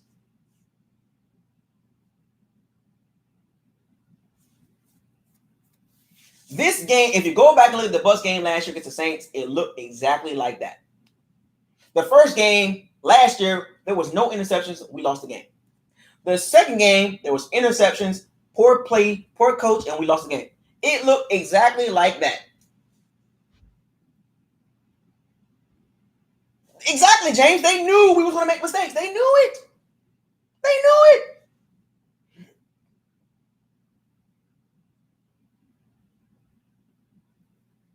Jamel Dean, what are you doing? We expected you to make the jump, and you out here running around with you, just lollygagging. I'm sure Todd Bowles is going to pull Jamel Dean to the side, and they're going to watch film. They're going to say, Jamel Dean, you got to play 100% every play. Because if Jamel Dean would have been alert, that would have been a pick. That should have been a pick by Jamel Dean if he would have been playing the whole entire play. Jamel Dean, you can't lollygag. Drew Brees capitalized on Jamel Dean lollygagging Jared Cook.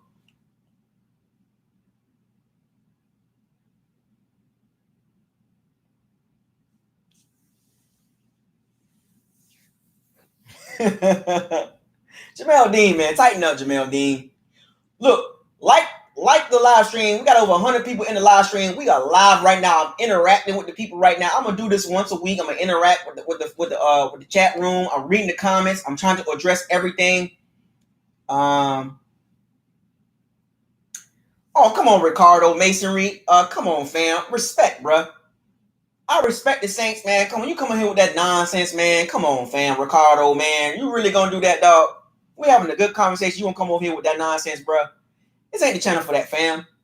We all respect each other in the chat room, bro. We don't come in with all that, man. Ain't no need for all that. Kill that, man. Fall back. We don't got time for that. Respect my channel, and I respect you. Nah, ain't no hitting the panic button. We good.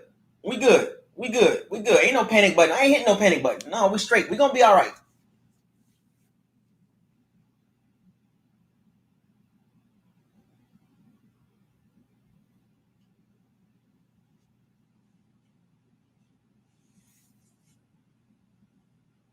Right, ain't no time, no panic button. But you know what though? I want to talk about Shaq Barrett for a second.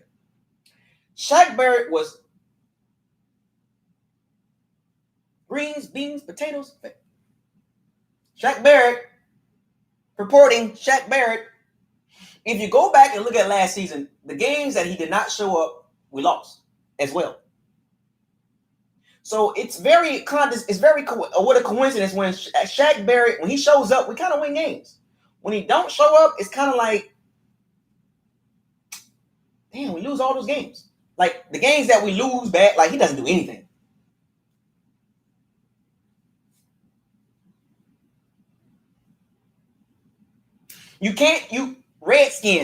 Redskins, you gotta play consistent every quarter. You can't let up. If you miss one quarter, if you just say he played good for 3 quarters and then the last quarter he messed up, you can't do that against top tier teams. You can't do that against the Ravens, the Chiefs, the Steelers, the Packers. You can't do that. The Bills got a tough defense. You can't do that.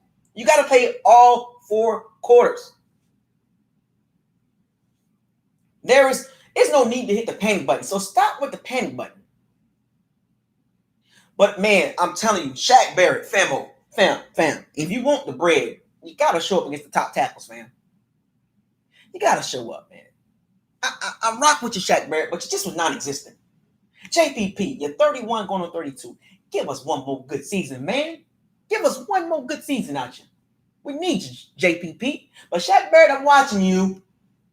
I saw what you did in certain games last year. Hell of a job.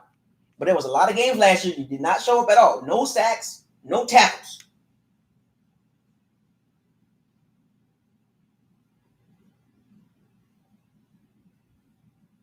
Carlton Davis played a good game. Carlton Davis was fine. Carlton Davis did a good job. You know, he had a penalty, but overall, he shut down Michael Slant Thomas.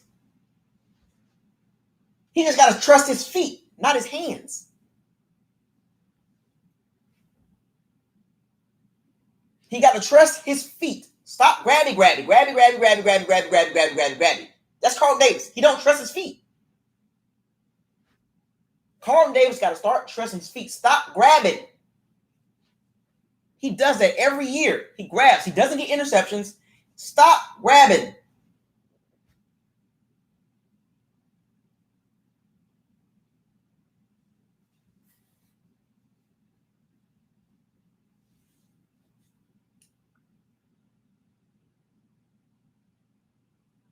I like Sean. Sean Murphy-Bunting is a beast. I think, according to the depth chart, they had Sean Murphy-Bunting over Jamel Dean. And Sean Murphy-Bunting is over Jamel Dean. Josh Rosen is the future. Okay. Let me. I've already addressed the Josh Rosen situation. I told y'all how I feel about Josh Rosen. I'm not going to go down that route. I told y'all about Josh Rosen. Stop bringing him up. It's irrelevant.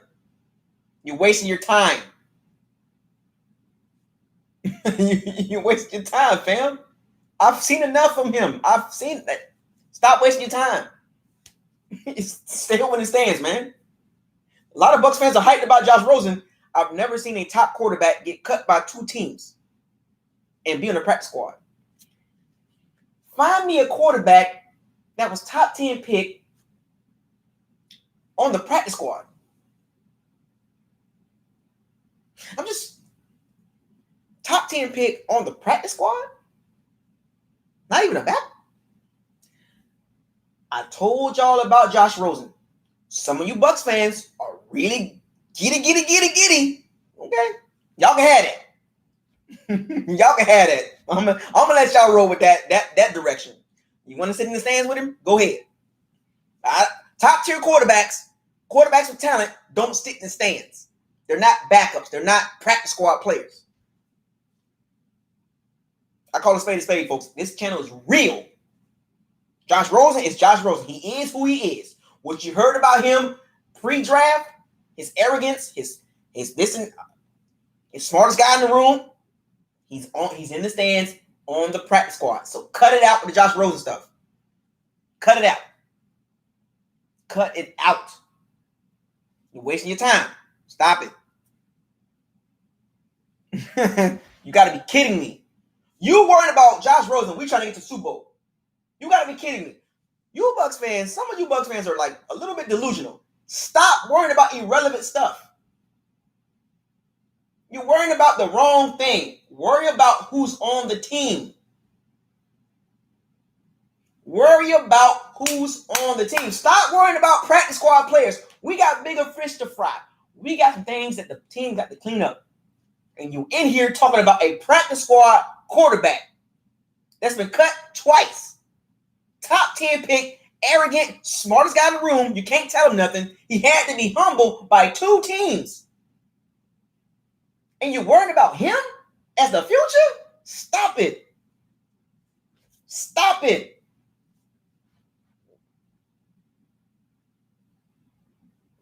You got to be kidding me.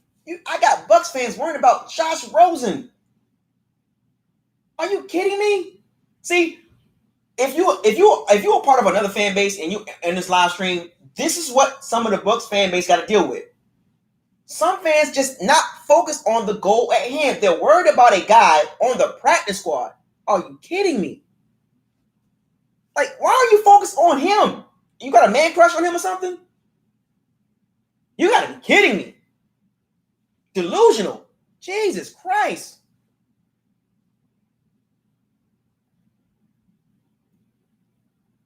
Cannot waste this season.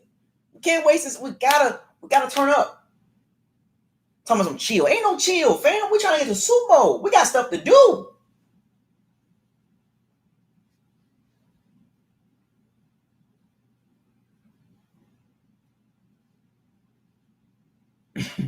Mike Evans played in, I don't know, he kind of he was out there and it was like Marshawn Lattimore not having it.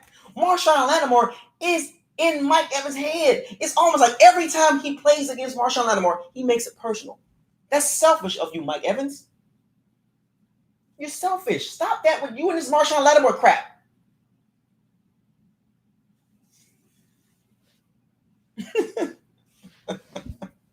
You got to be kidding me, man. Worried about a practice squad player? Practice squad? We're talking about practice squad. You got me on here talking about a practice squad player.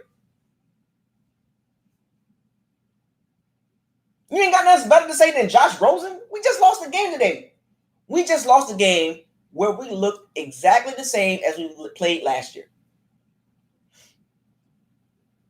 We let Taysom Hill, the gimmicky Cordell Stewart / quarterback / running back / tight end / special teams player, come in here, do some gimmicky stuff.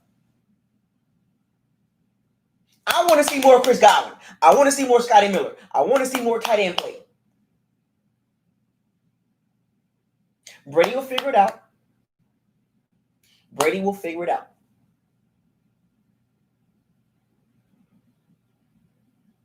Yeah, Mike Evans something was wrong with him. Before the game, he gave a thumbs up. He said, I'm good, I can play. And he was irrelevant. I want to see more tight end play. Almost $20 million on tight ends. Bruce, man. Man. Yeah, Deontay Harris, man. That dude's a problem, man. That kickoff return, punt return, that little jittery bug dude, man, he a problem. I'm gonna see the Saints punt return average.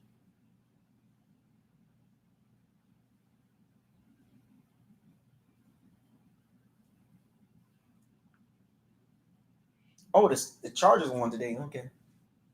Yeah, I like Scotty Miller, man. Scotty Miller was nice. Scotty Miller was nice, man. He fits very well with Brady. Brady likes him. You could tell. I'm telling you, don't be surprised Scotty Miller get 800, 900 yards passing, receiving, y'all. Watch. Scotty Miller gonna be that dude, man. Brady like him.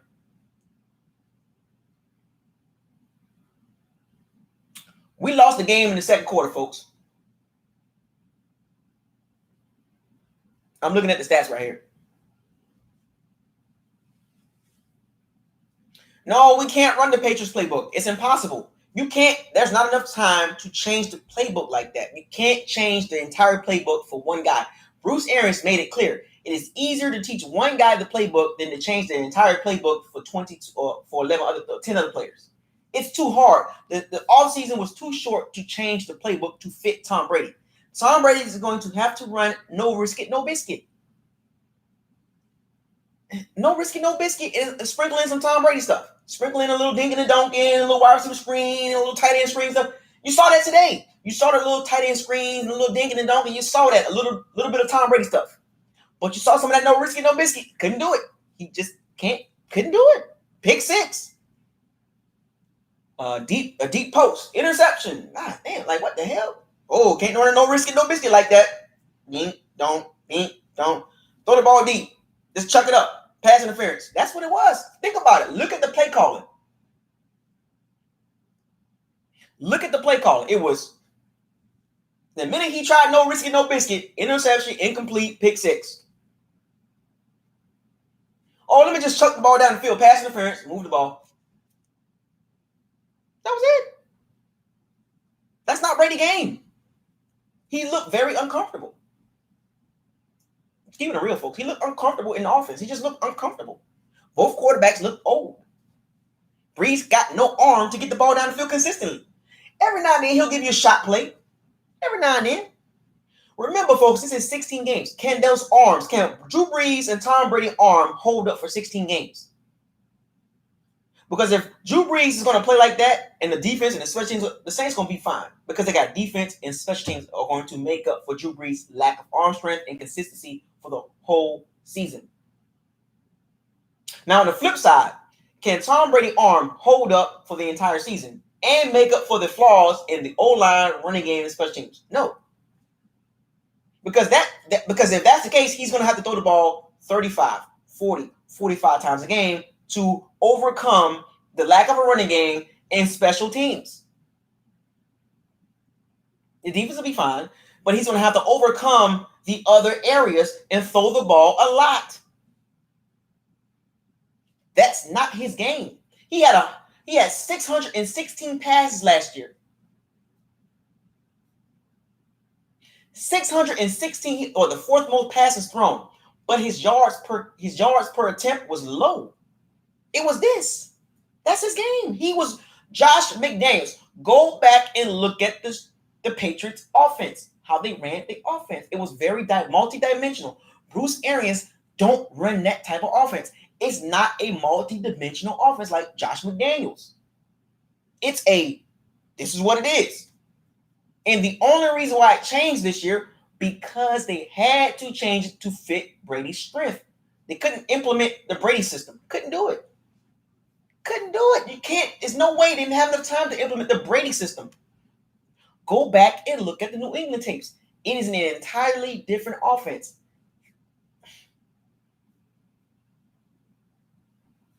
That's not his game. He looked uncomfortable in a no risk and no biscuit offense. It'll get better, but he's going to have some turnovers. He's going to get sacked. He's going to get hit.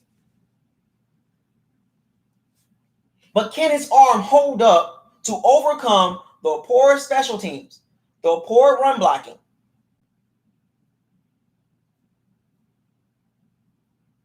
Can it overcome that? He's going to have to chuck the ball over 600 times this season to overcome that. Just to get to 597. Can he carry the worst special teams in the NFL to 11 wins? It's possible. Don't give me that. Look, man. See, okay. How can I put this? The Bucs have the number one run defense coming into the season. They shut down Alvin Kamara, Latavius Murray, and you still lose. How? We have the number one running game, number one run defense in the NFL, and we still lose. It's more than just stopping the run, folks. See, some of the Bucs fans get so caught up in the numbers game, and they get so caught up in, well, we're good in this. Yeah, we are top. We're number one in the NFL in stopping the run. But it's not about that. It's not about that, folks. Oh, yeah, we got number one run defense in the NFL, and we still lost today. You can have the number one run defense in the NFL, but if you suck in other areas, you're going to lose the game.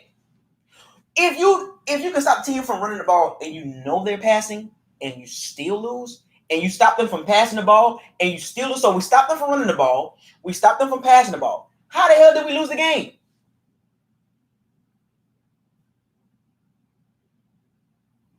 How the hell did we lose the game? We stopped them from running the ball and we stopped them from throwing the ball. Did you see Brady in his frustration? He on the sideline throwing a temper tantrum. Fuck. Brady barking. Brady on the sideline throwing a temper tantrum. As usual. When things are not working correctly, Brady gets emotional. That's him. Oh, that's just Brady. That's his fiery attitude.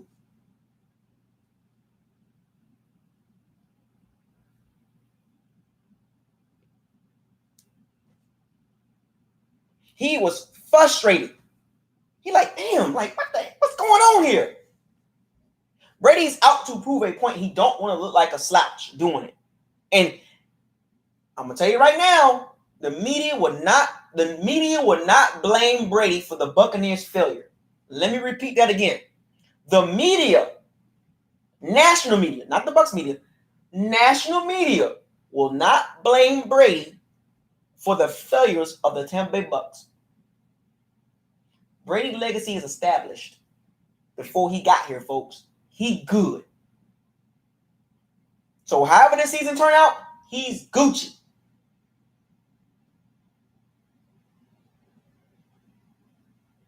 Brady's Gucci. I'm Tom Brady. I'm not taking no blame. If we go 9-7, 8-8, 9-7, I'm Tom Brady. I'm Gucci. I'm solidified. I'm a Hall of Fame. I'm a GOAT. Guess who's going to take the blame? Everybody else. Brady needs the running game because he cannot make plays with his feet. He can move the pocket around, he can, slide, but have you seen these D linemen? They're bigger and faster. They're getting better.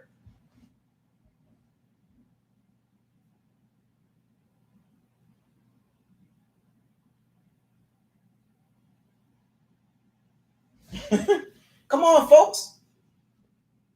In order for Brady to make up for the flaws on this team, he's going to have to chuck the ball a lot. 3 straight games of pick sixes by Tom Brady.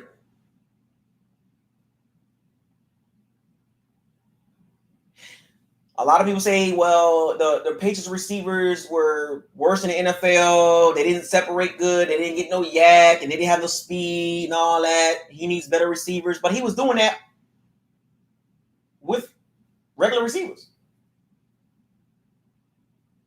People were saying, watching the film, some of the analysts were saying that Tom Brady regressed. People saying the last 2 or 3 seasons, they say Tom Brady regressed on tape, that he doesn't make the throws that he usually makes, and he's not accurate.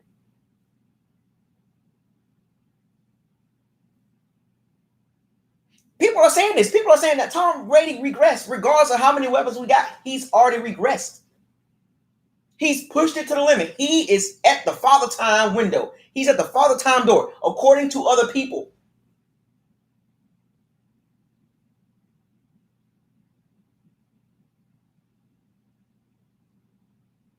Some of the film does show. Matter of fact, there was I was reading this the other day, or was it today? Off-target throws. This is throws that are off the target. Throwaways, intentional grounding, inaccurate.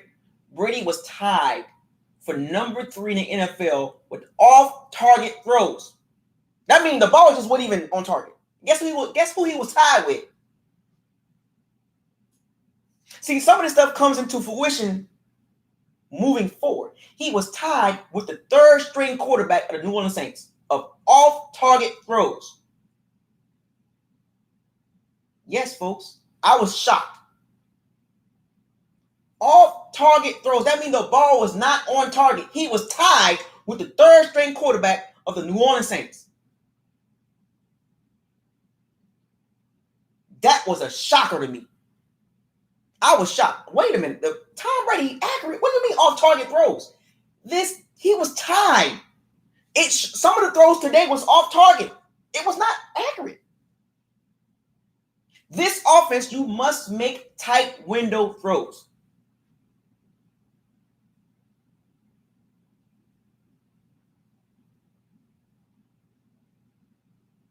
You want to know the difference between where he was and where he came from?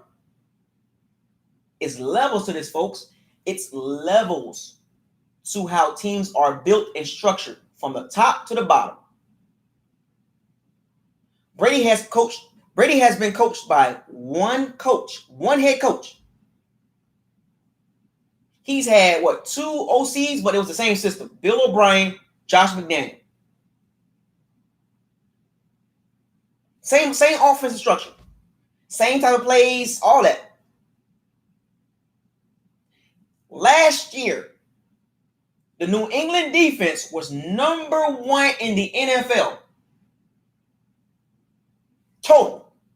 The defensive player of the year at cornerback. Elite secondary. Elite defensive coach. Elite defensive scheme. Top 10 special teams. He left that to come to a team that had the worst special teams. Not a good running game. And multiple coaches the last few years. That's a big difference, folks. Can Brady cover up the flaws of this team moving forward?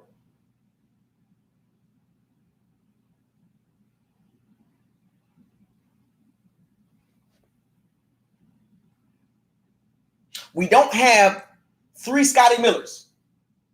We don't have a young Gronkowski. We don't have a young Rob Gronkowski. We don't have the jitterbug receivers. We don't have that. This offense is designed to throw the ball down the field. Bruce Arians got rid of the problems. The problems was Jameis Winston was a problem. 30 interceptions was a no-no. No matter how you cut that. You can point the finger, Chris Godwin, and 10 of those interceptions when James Winston fault. Yeah, I saw the tape. But still, even if you subtract the interception, that was a problem. He got rid of a problem. He let Peyton Barber walk. DeMar Dotson, gone. Drafted another safety. Still look the same. At some point, I'm going to have to look at the coaching.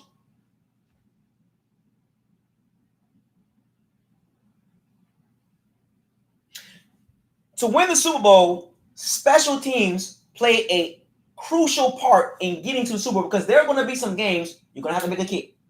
You're going to have to put the ball inside the 20 to make them drive 95 yards. You're going to have to make something happen on punt coverage or punt return. Okay, the special teams is very vital in getting to the Super Bowl. Tom Brady is not used to playing with a team with poor special teams. He's not used to having... See, the New England offense was very versatile, folks. It was way more versatile than the Bucs offense. The Bucs offense was chuck the ball down the field with Dort Cutter and Bruce Arians. Chuck the ball down the field. What? So what about the running game and special teams? Oh, no. Just chuck the ball down the field. You sure? All right. See the results behind that? A quarterback turned the ball over, 88 interceptions. That's the result of throwing the ball all the time and having poor special teams.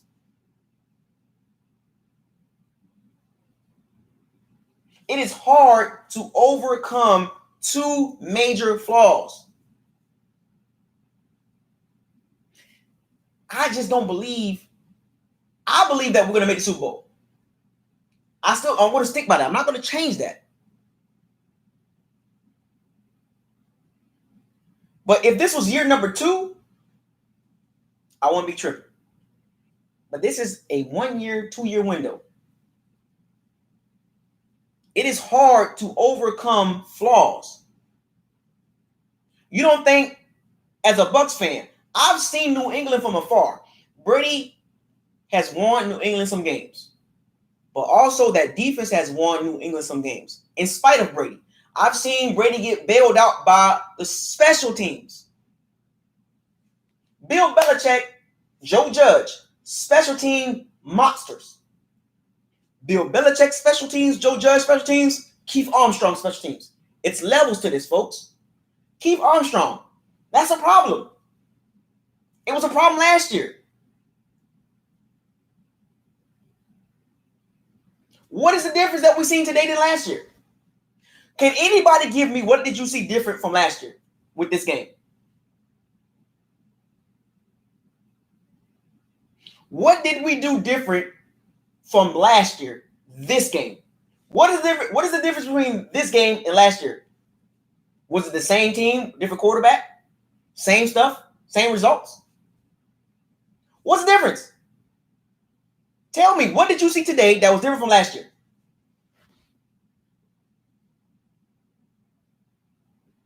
Okay, secondary play. Yep, secondary. Yep, right. Secondary. Boom. Okay, boom. Okay, fewer attempts down the field, better accuracy, maybe. Okay. Brady didn't throw for 500 yards.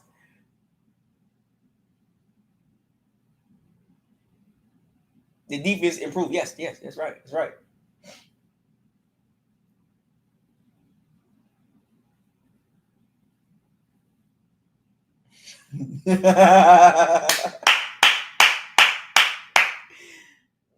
We look the same basically, right? Defense improved, but we look the same overall, right?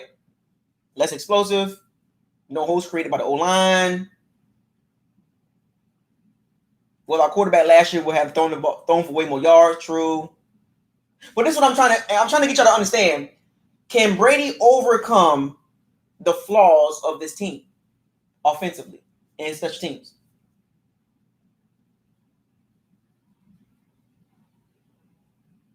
Because we're going to beat the Panthers. We're going to beat the Broncos. We're going to beat the Giants. We're going to beat the Raiders.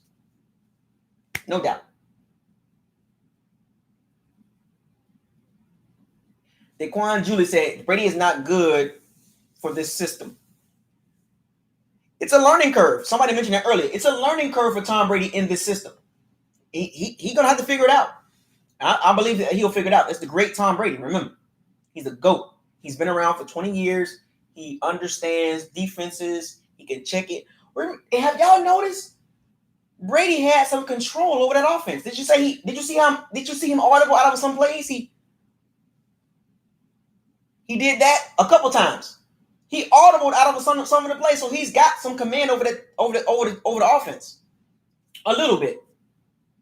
He was audibling. Did y'all see that? He was like, they called the play. Brady saw something. He was like, Naja. He audible out of it.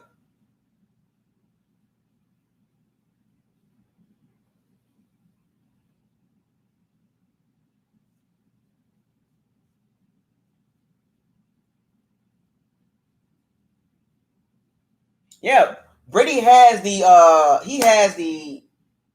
power to change a play at the line of scrimmage, and he did that. I didn't watch the Arians press conference. I'm gonna go back and watch it. What did Arians say in the press conference?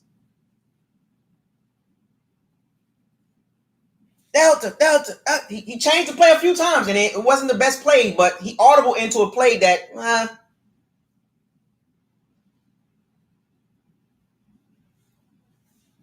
I didn't watch the Bruce Arians press conference yet.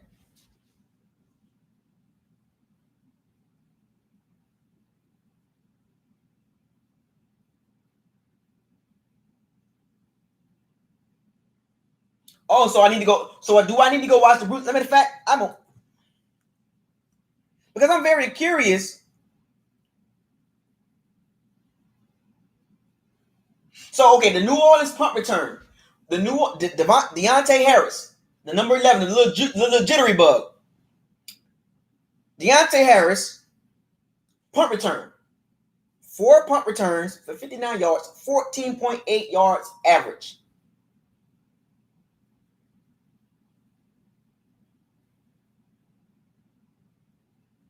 $14 yards per return on punt returns. Oh, he called out the whole team? There you have it. He called out the whole team.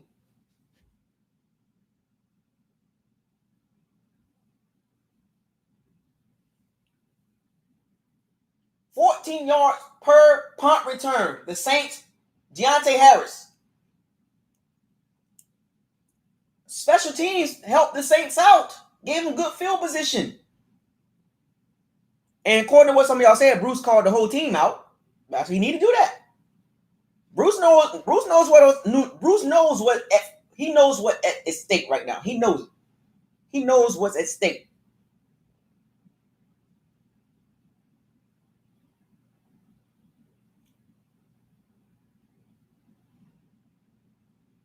Mike Evans had 1 catch for 2 yards. Why?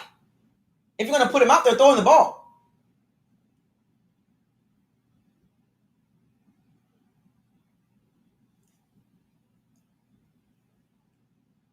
It's that junior varsity team. Mike Edwards, that was the idiot. Well, he's not an idiot, but the Bucs punt return. Jadon Mickens. 1 punt return for no yards. When is the special teams going to make something happen?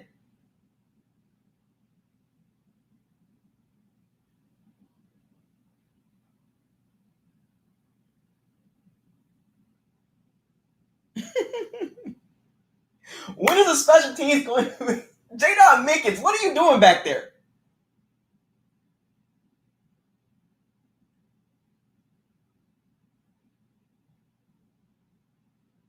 See, it's hard to overcome interceptions. We know this. As Bucs fans, we sat through last season and watched the third string quarterback of the New Orleans Saints throw interception. It's hard to overcome interceptions, right? We get that.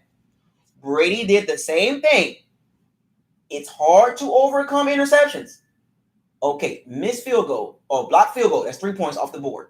Pick 6. It's giving them. So if you take away 10 points, the Saints have 24 points. Block field goal, 3 points missed off the board. Pick 6. You subtract 10 points from 34 points the Saints scored, that's 24 points. We still lose the game by 1, but you get where I'm going with this.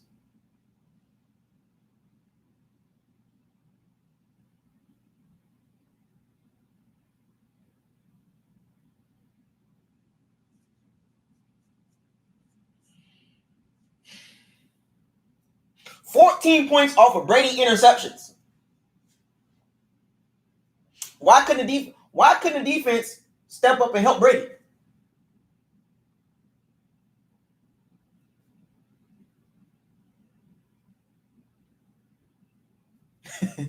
Why, when Brady threw that first interception, the defense need to step up and help Brady out, cover the mistake up. That's what the team does. Team help each other out. You cover up the mistakes. Now the pick 6, oh well. That's Brady. That was bad ball. Remember, folks, I think Brady's going to understand this really quick throwing the ball to Mike Evans. When you throw the ball to Mike Evans, you're going to throw interceptions. You want to know why I know? I did my research. Throwing the ball to Mike Evans too much, you're going to throw interceptions. 40 interceptions between Jameis Winston and Mike Evans. He threw 88 interceptions with the Bucs. 40 came from when he thrown the ball to Mike Evans. 40 interceptions when the third string quarterback was throwing the ball to Mike Evans. Why are so many interceptions thrown when you're throwing the ball at Mike Evans? Why? And we saw it today. Brady, throw the ball to Mike Evans. Get down the field. Norman Curl right here. Interception. Like, oh, man.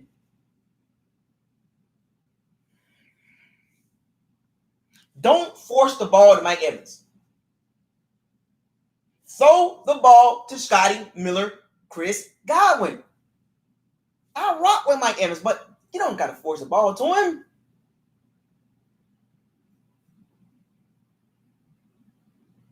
It's just when you throw the ball to Mike Evans, you're going to throw interceptions.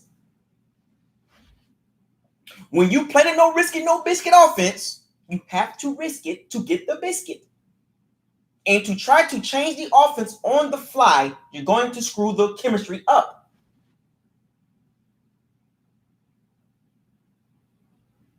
Because if you change the no risk it, no biscuit to Tom Brady system, you're going to hurt the offense.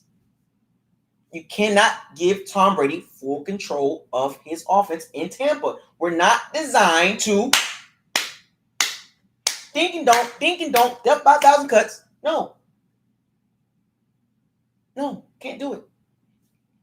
Unfortunately, I think Bruce is going to find out. Now, Bruce has an ego.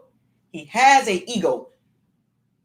And if things are looking sluggish, do not be surprised. Bruce be like, I got the play calling. Because Byron Leftwich, man, Famo.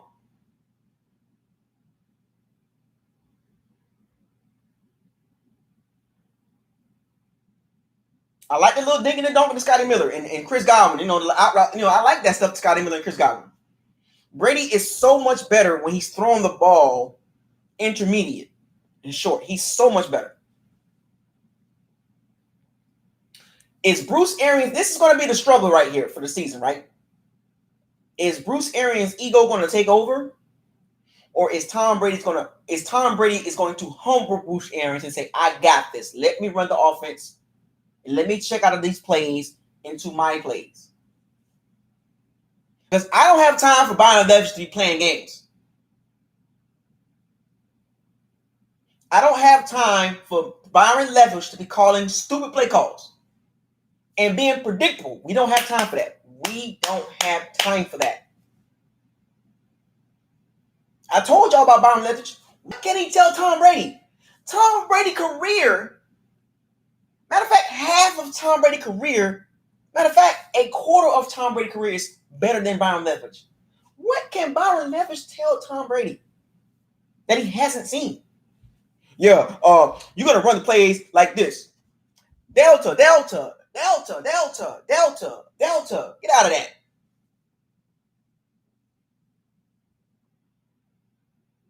But for this system to be successful,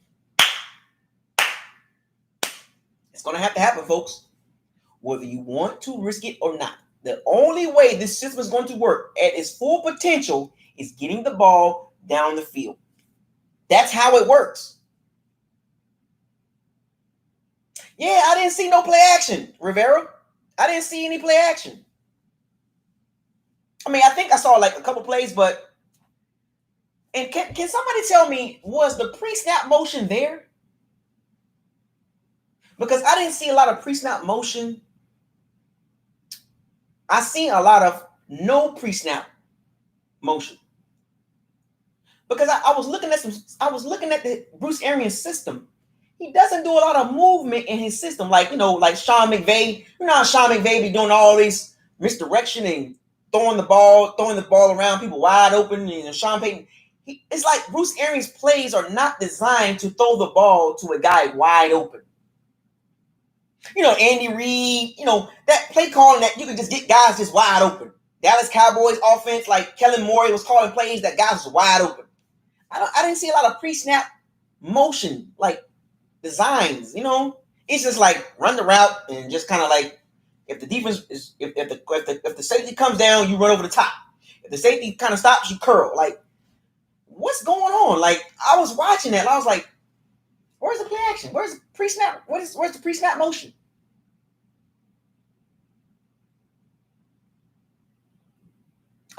If you can't run the ball, play action don't work.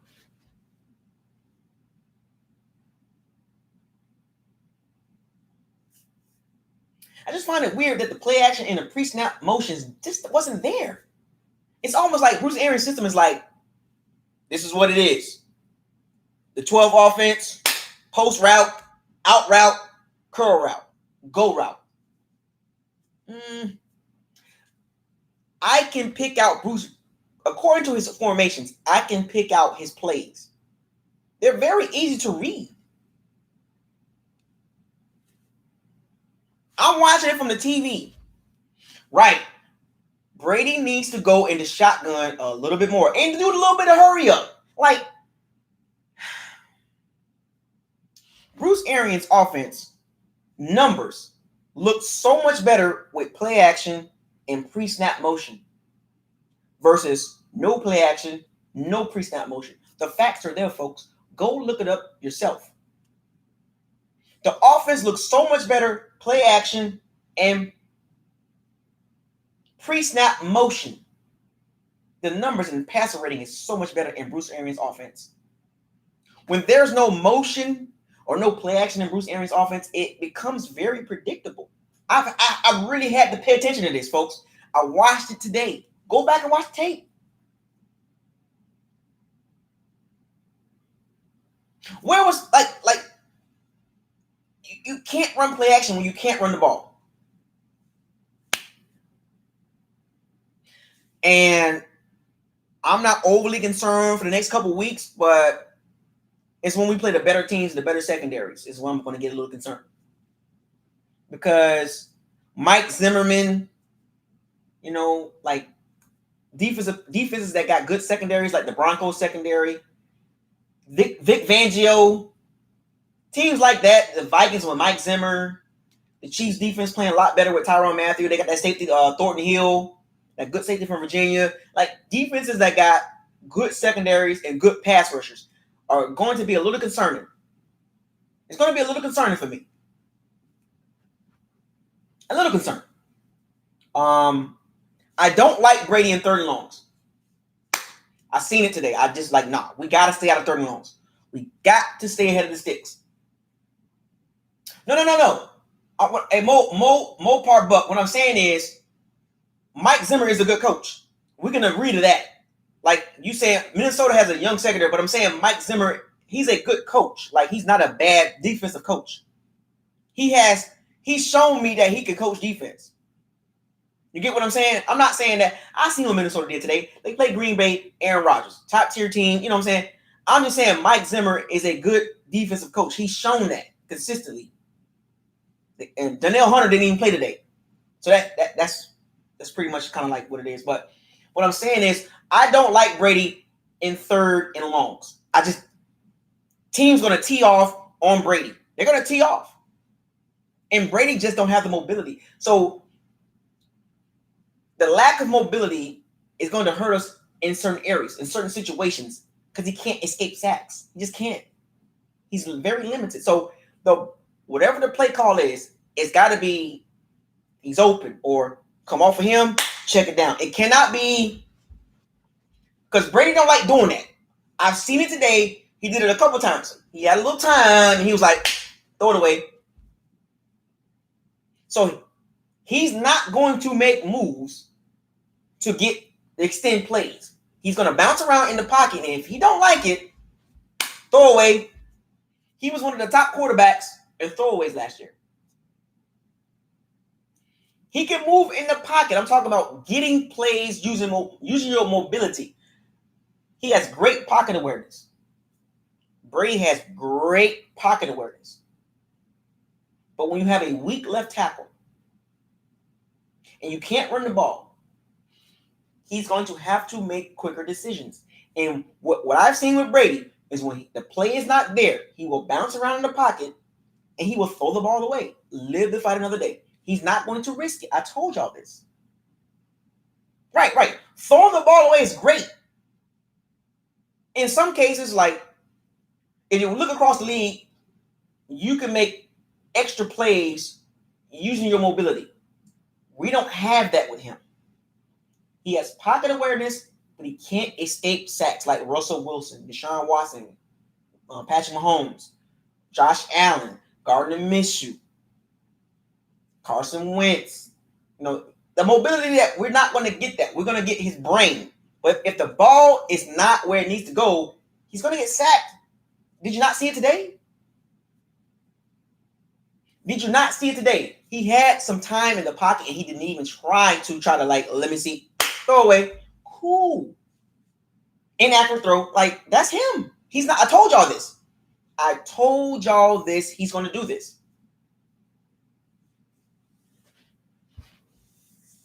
Right. He don't. It's not enough games to build trust right now. He needs to continue to build games. Like I told y'all this. Even when we beat the Panthers, the Giants, the Raiders, the Broncos, it's going to be some sketchy plays. It's going to be like sketchy. I'm telling y'all, this is going to happen.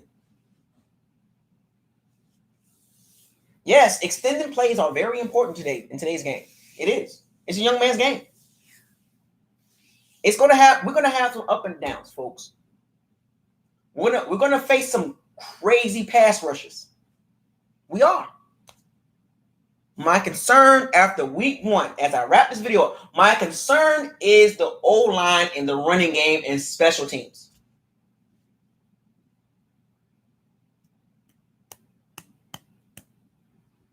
Did you see LaShawn McCoy pick up a pass block and he missed the pass block? I think he got Brady sacked or something like that.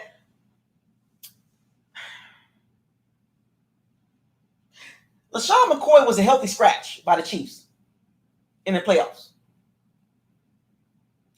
I don't know how effective is LaShawn McCoy going to be. He was a healthy scratch during the playoffs. LaShawn McCoy on third downs missed a block.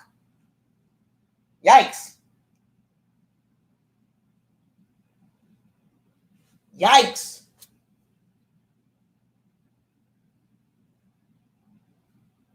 Concerned a little bit. Not heavily. I'm not concerned about. See, the third down running back is very vital for Brady. The screens to James White, the Deion Lewis, the Sony Michel's. We don't have that. We got LaShawn McCoy, but he's 32 on the back end. If we got LaShawn McCoy 2-3 years ago, I'll be a little bit more excited. I'm cool with LaShawn McCoy, but he's where's the James White? Where's Deion Lewis?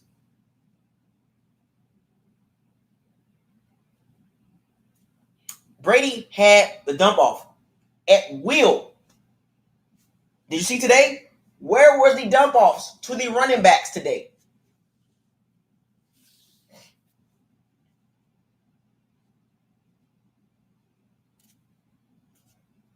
Brady's going to have his struggles at the beginning of the season. Give it till about week 8. We're not going to see the full offense or the weaponry until about week 8, week 10. Watch. But my concerns will remain the same. O-line against top pass rushing teams, running game, and special teams. No, look, week 8, we're going to, I got my schedule over there, but we're going to be above 500 by week 8. I'm just saying, like, the full potential of the offense, you won't see it right away. We're going to struggle a couple of games. We're going to win some close games. We're going to win, by the back half of the season, we're going to be at full throttle. We're gonna floor it. If you don't beat us in the first 8 games, by week 9, week 10, good luck. Now the Chiefs, I don't know, man. The Chiefs just really a monster, man. I gotta give it to the Chiefs, man. They got a complete team, folks. But my concerns is the running game, Donovan Smith, and special teams. And lack of pass rush against top O-lines. Because, man, that was concerning. And if I was the only one, I know I wasn't the only one that seen that. Shaq Barrett, JPP, outside pass rush was non-existent.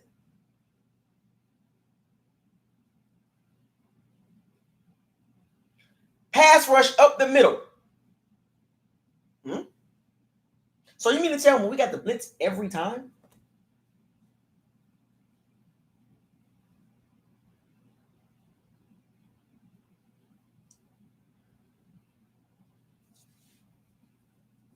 Now, we're going to beat the Panthers.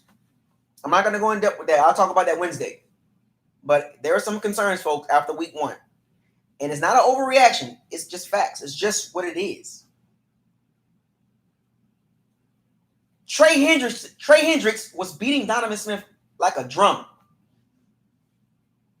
Did you watch Donovan Smith run block?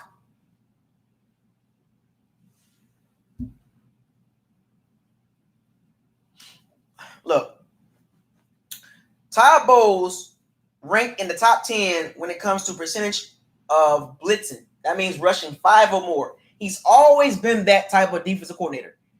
He's a top 10 coordinator when it comes to blitzing. He blitzes. He lives and dies by blitzes. His defense plays like the Bruce Arians offense. You got the no risk it, no biscuit offense, and you got the no risk it, no biscuit defense. It's a match made in heaven. It's a very aggressive defense. It can make some big plays. It can put the pressure on the quarterback to make mistakes. The offense can put pressure on the defense to make big plays. Both styles complement each other. Very, very, very high octane defense and offense.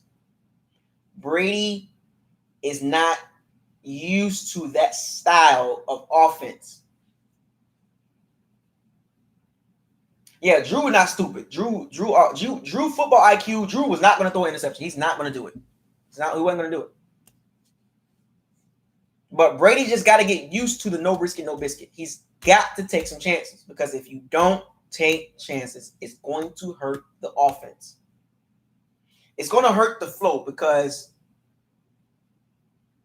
the offense is designed to get the ball down the field.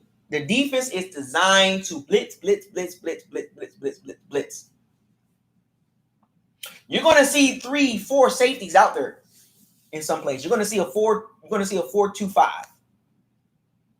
They're going to be in dime and nickel a lot.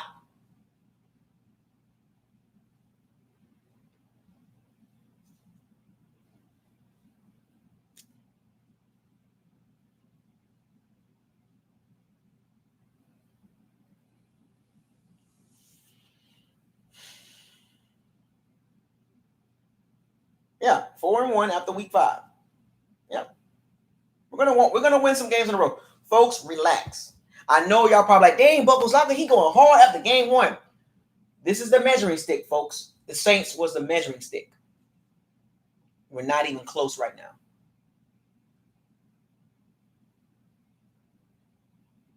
We're not going to play a Saints type of team these next 4 weeks.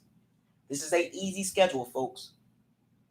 Panthers, Broncos, with no Von Miller. But they got Vic Fangio. Giants, Raiders. Really? Did you see the Raiders defense today? Giants defense?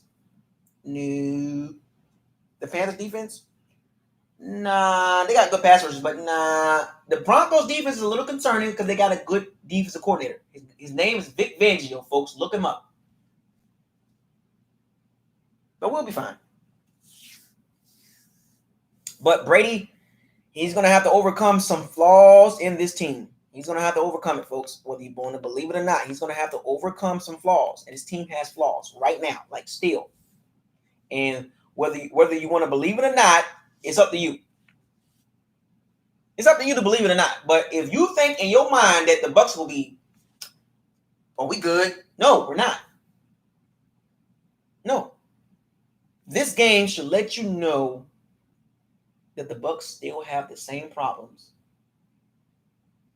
as they did last year. Now you have a quarterback that's not used to playing with a defense and a special teams unit and a O-line with a lack of running game like this. 12-0 last year. When the Patriots held the teams under 20 points, they were 12-0. You know what that means? That means the defense did what they're supposed to do. The average amount of points teams gave up in a victory was 16 to 17 points a game. The Patriots were 12-0 when they allowed 20 points or less. Guess what? They were 0-4 when they allowed 20 points or more. Let that sink in, folks. Did you not think the Patriots defense kind of carried along the team, helped the team out? That was an elite defense. It carried the Patriots all season long until the end of the season when the defense kind of tired out, went sluggish. The Patriots started losing.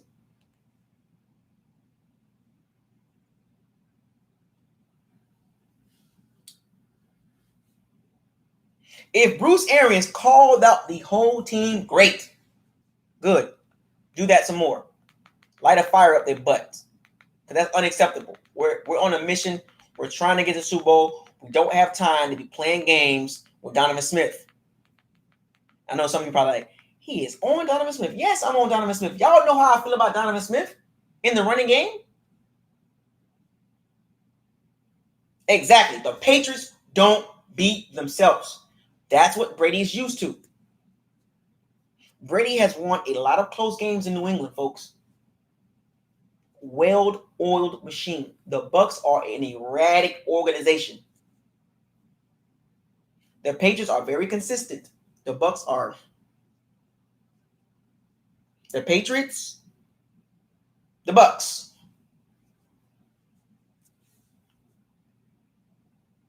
Yeah. Have you seen the front sevens we faced in the first 6 weeks? These ain't no joke front sevens. I'm worried about Donovan Smith in that O-line running game. Are you kidding me? Highly concerned. I am concerned. The Falcons offense went for damn near 500 yards today. And they lost, of course, but the defense got shredded. It's going to be a shootout against the Falcons. I'm going to tell you that right now. I'm going to tell you right now, the Falcons O-line, the Falcons offense is explosive. It's going to be a shootout with the Falcons.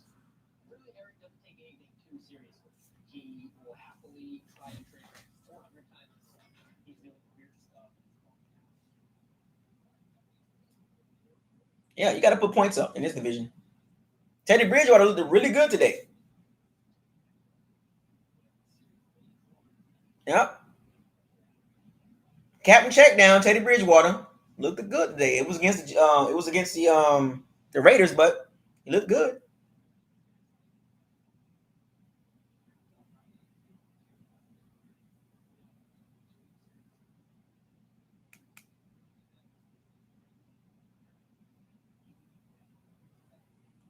Don't sleep on the Panthers, though. Don't just think you're just gonna walk them over. We're gonna walk over the Panthers. We're gonna beat the Panthers, but don't think you're just gonna walk over them. I mean, come on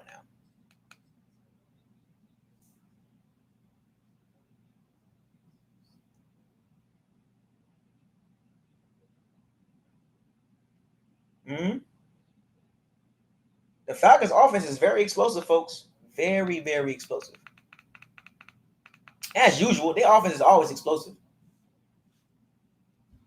They just can't win games.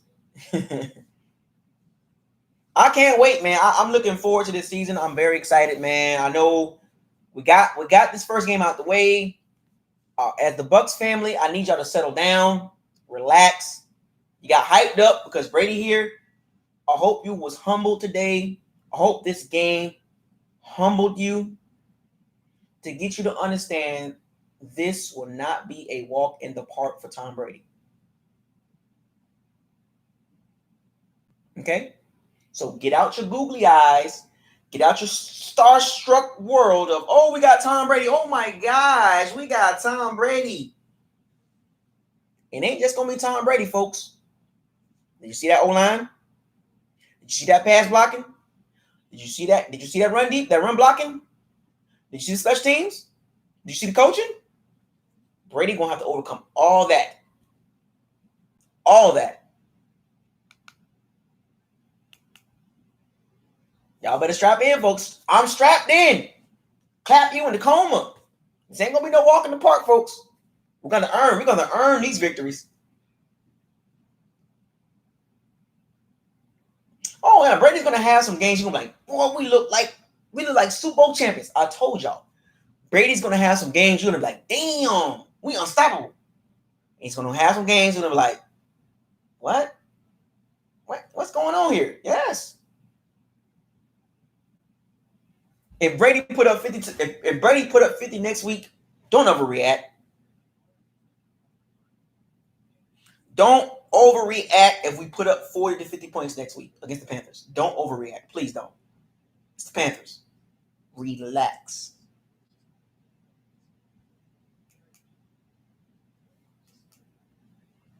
We just got to be ready, folks. We got to be ready. Brady got to be he got to be ready to make up some of the flaws.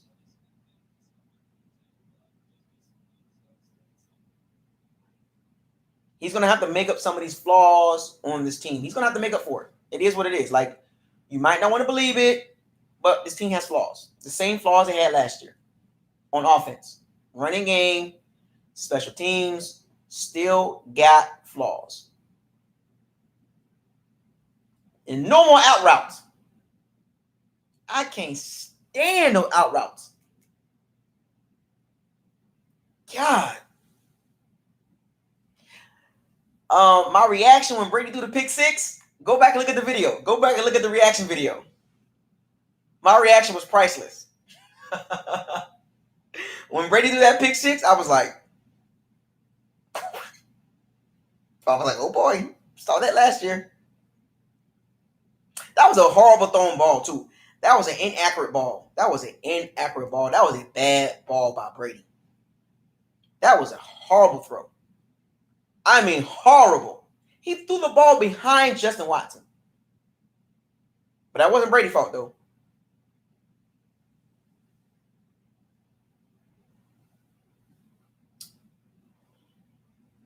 That was a horrible thrown ball.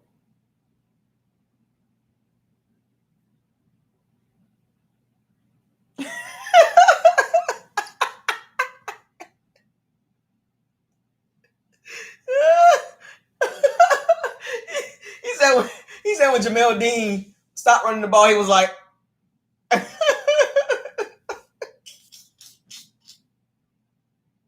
yeah, I was like that too. When Jamel Dean stopped running, I was like, what are you doing?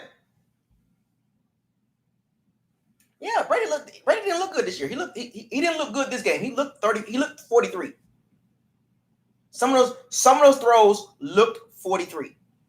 Like he didn't want to take a chance. He's like, throw the ball away, throw an inaccurate ball. Brady was not accurate today. He's an accurate quarterback. Yeah, when Jamel Dean stopped running, I was like,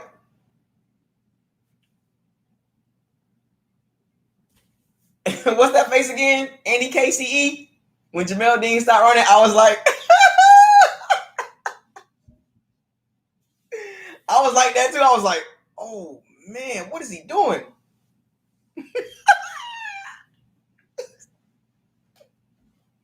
I like that emoji.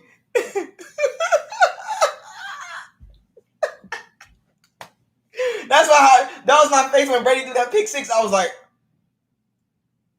no, when Brady threw that pick six, I was like,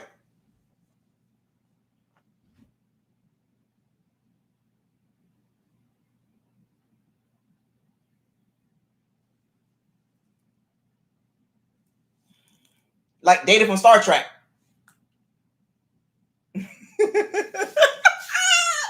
No emojis, man. That was my face, man.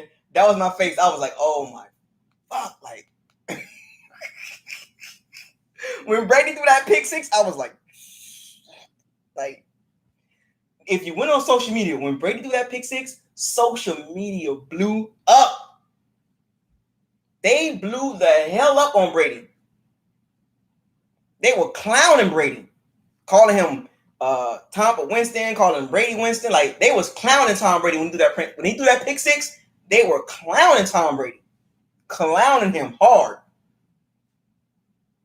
It was like same old story. You change quarterbacks, still throwing pick six. They went in on Tom Brady, boy. I'm telling you, folks are licking their chops against the Bucs and the fan base. They can't wait to talk noise and trash us, folks.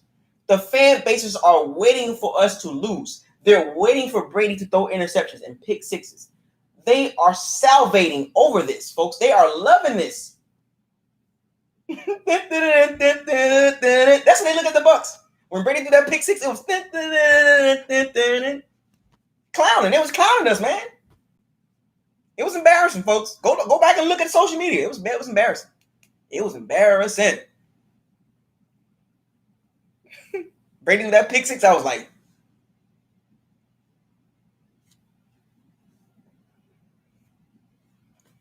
that was a horrible ball too, man. God, Brady, that's shame on you, Brady. Shame on you. You know better than that. Welcome to Tampa, Brady.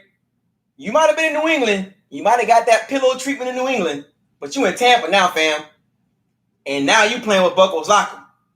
Now BucosLocker got the scope on you. I'm on you. I'm on your head, Tom Brady. I can't let you ride. That was a bad ball. Horrible pick six. That was a what? Wait a minute, Tom Brady. Did you not what's going on here? That was horrible, man. I can't let you ride, Tom Brady. What up, man? That face so funny, dog. That face. I was like, oh my gosh. That was so bad, man. I was like, damn. That Jamel Dean, though. That Jamel Dean face. That Jamel Dean, when he started running, though. God, I was like, man, what is he doing, bro? Like, Jamel Dean was like, he had a relapse or something. I don't know what's going on, man. He had a relapse. We beat ourselves, folks. And the Saints didn't beat themselves.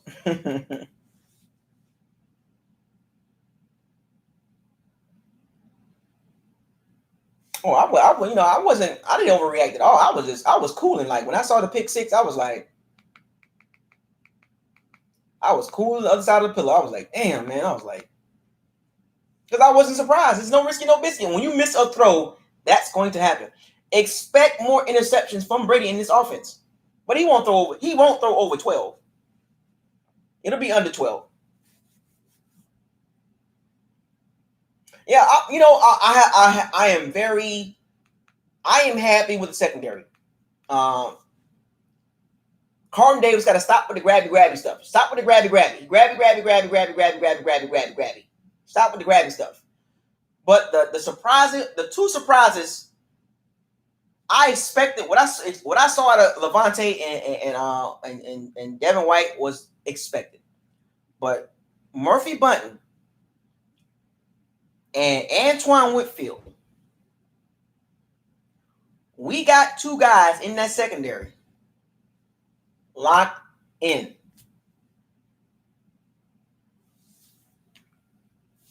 Sean Murphy Bunting and Antoine Whitfield Jr. Shouts out to you. Can somebody get this part to those two guys? Sean Murphy Bunting and Antoine Whitfield Jr. Impressive.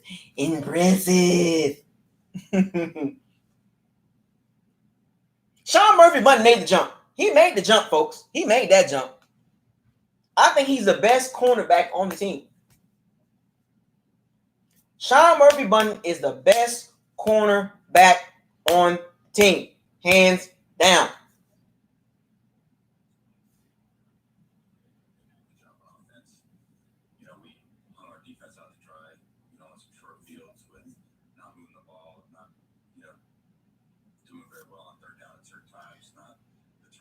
Sean Murphy Bunting, Antoine Winfield Jr.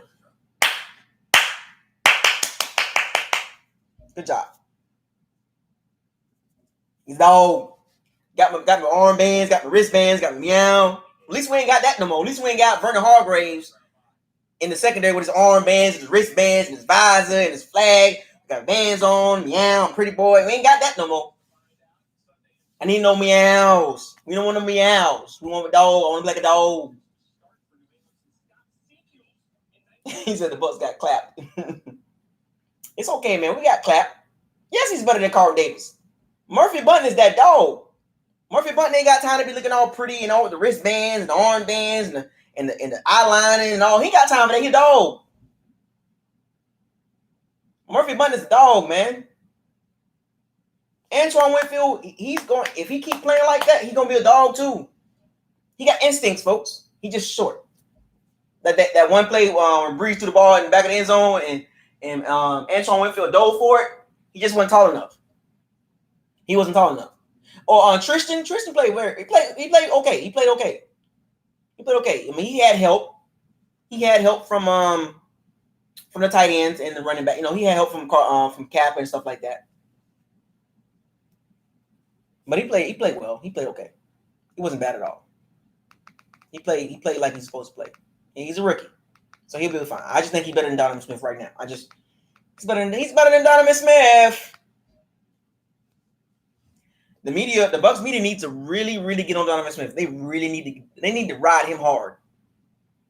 Because I'm gonna ride him hard. It's ridiculous. I don't have time for that. You already know how I feel about Donovan Smith. I don't have time for Donovan Smith. I just don't have time for it. I don't have time for Donovan Smith, not shenanigans. He said we drafted how many cornerbacks? 756. 7 million. Wait a minute. 7,567,547 cornerbacks, and we finally hit one. Yeah, we drafted a lot of secondary, man. We drafted a lot of secondary last 3 years. I think 9 to 10 guys in the secondary we drafted. We drafted a lot in that secondary. A lot. Yeah, we should have got Trent Williams. I think we should have got him. My personal opinion. We should have gotten Ngakoue, Calais Campbell. We had some guys that we could have got, but they didn't. For some strange reason, didn't pull the trigger. But they pulled the trigger on $9.5 million on Rob Gronkowski. We had O.J. Howard and Cameron Brate.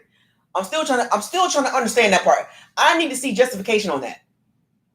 We had 2 tight ends already. and you spend an extra $9.5 million on Rob Gronkowski. That money could have went to Trent Williams or Russell Okung. Just trying to figure that part out. I'm just trying to. And Dominic can sue $8 million to do what? Stop the run? I'm waiting to see how that play out. I'm waiting to see the Rob Gronkowski and Dominic Sue. Those are at $17 million for two players. $17.5 million. And Dominic Sue, $8 million. Rob Gronkowski, $9.5 million. You mean to tell me that $17 million couldn't go to the O-line, D-line? Just trying to figure that part out. That part kind of got me a little concerned right there. That was kind of like the Jason Light. Like, what are you doing? Like, what was that about?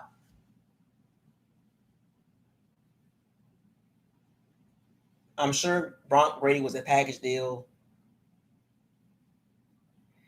If it was a package deal, I don't know about that package deal crap. If that was a package deal, man, there shouldn't have been no package deal. Jason Peters, Trent Williams, Russell Okung, Brian Bulaga, Jack Conklin, Jadeveon Clowney, Ndakwe, Calais Campbell. Like, these are guys that's guaranteed. Earl Thomas,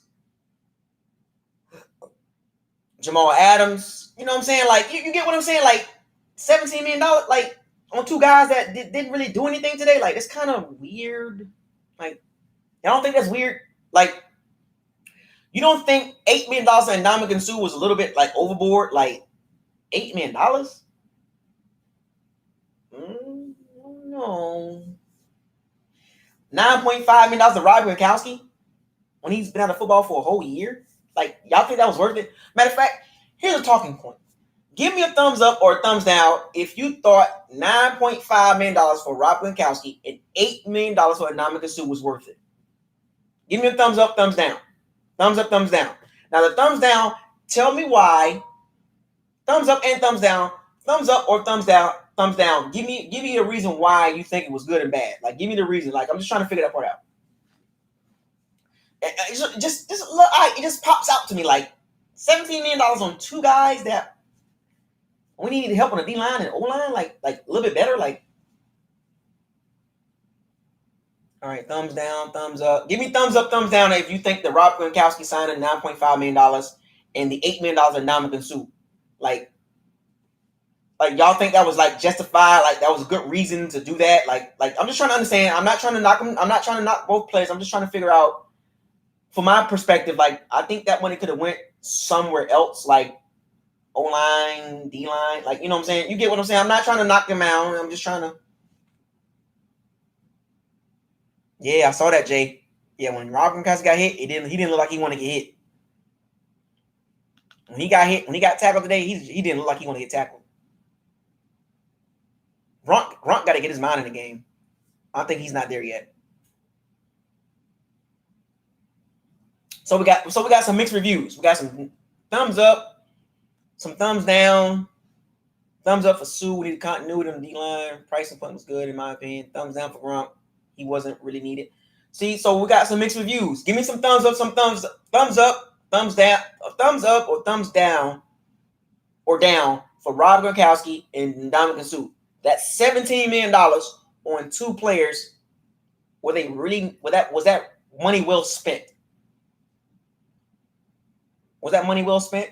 Like, from a football perspective. Like, I know it's one game, but based on what we've seen in the transactions and what was out there, like, we could have spent that maybe on Ndakwe. You know what I'm saying? Calais Campbell.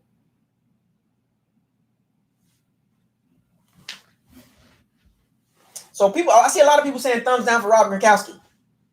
So y'all not feeling the Rob Gronkowski, man? So y'all not feeling Rob Gronkowski? Y'all didn't like that signing? Tell the truth. Tell the truth. Hey, shooters, copy and paste that. So y'all not feeling the Rob Gronkowski? Wow, I didn't know this many Bucs fans wasn't feeling that, man. Very shocked at that.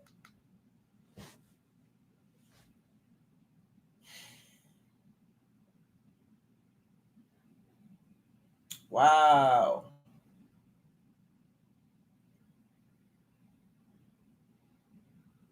Yeah, Rob Gronkowski lost a step. He didn't look good today. He didn't look like he wanted to get hit.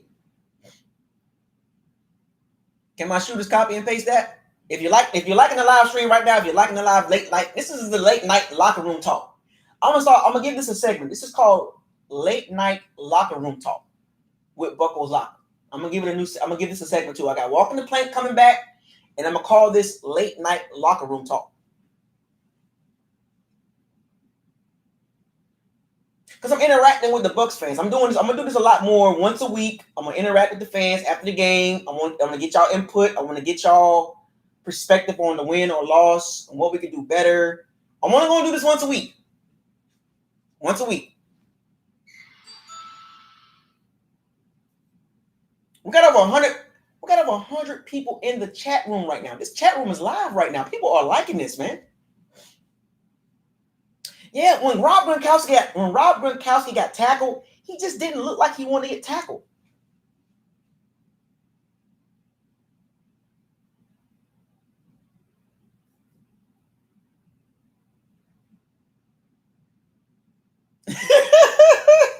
He was doing the Peter Griffin. So y'all didn't like the Rob Gronkowski signing, man. I didn't like that signing for real. I'm from a BucosLocker standpoint. When you had OJ Howard and Cameron Brate, $6.5 million of Cameron Brate, no catches.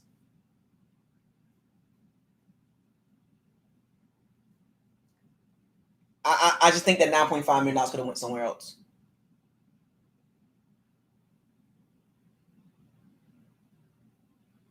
I mean, tight ends was not the concern.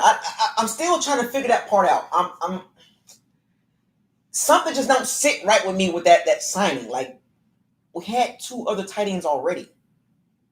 Like, we didn't really need Gronkowski. Like, what was the point of that? Like, was that over? Thumbs up, thumbs down. Was that over the top? The Rob Gronkowski signing, was that over the top? Like, was that really necessary? Give me a thumbs up, thumbs down, and why? I'm just curious. Was that necessary? Like, was that really necessary?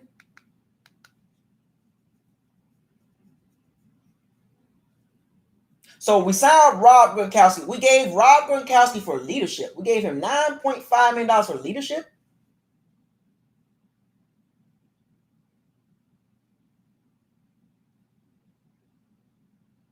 Give me the truth. Tell the truth. Tell the truth. Was $9.5 million over the top? Was that too much? Was that necessary? When we had two tight ends on the roster already.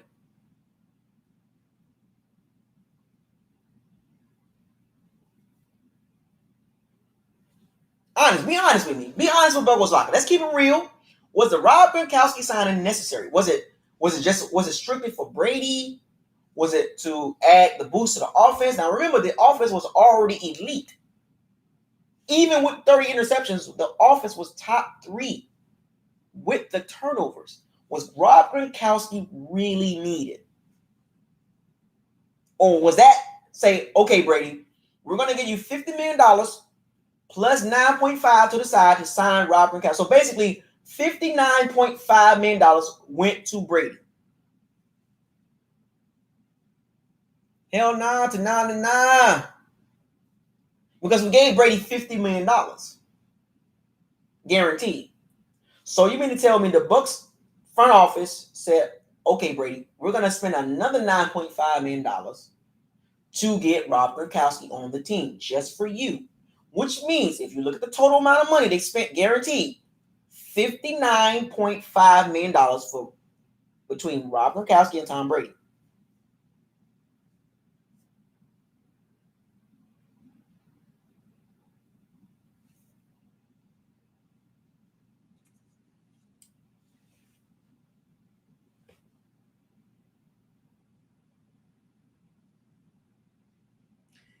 I just think it was a little over the top. I just don't think that was needed. Like, I just think that we had other needs for that $9.5 million.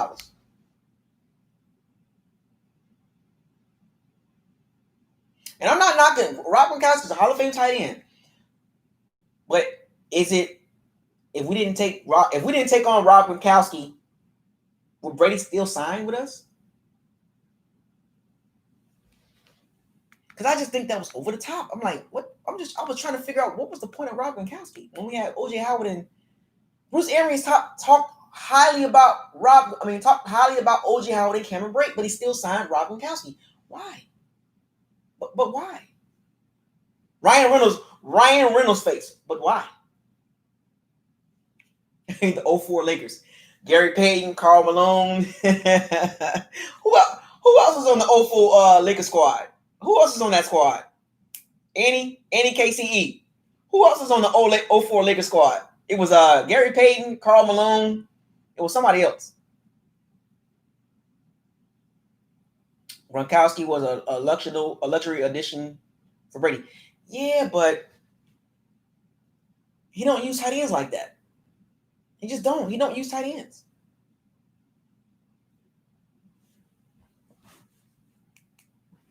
Robert Horry, that was an old team too, man. Like, what was the point of that? Tried to buy a championship. You wish? Where you wish? They're saying you making some valid points. You wish, front and center. You wish. What are you talking about? They're saying you're making some solid points. Rick Fox, Robert Horry. You can't buy a championship. That ain't gonna work. You gotta have some good role players, man. You can't do that. You can't buy championships. Josh, Horace, come on. You think the Bucs trying to buy a chip?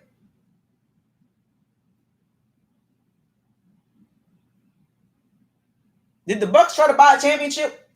Or did the Bucs try to buy a Super Bowl? I don't think so. I mean, like, they trying to win. I mean, you know, you gotta risk it. You gotta go out there and get it. Peyton Barber had 2 touchdowns today, folks. Damn.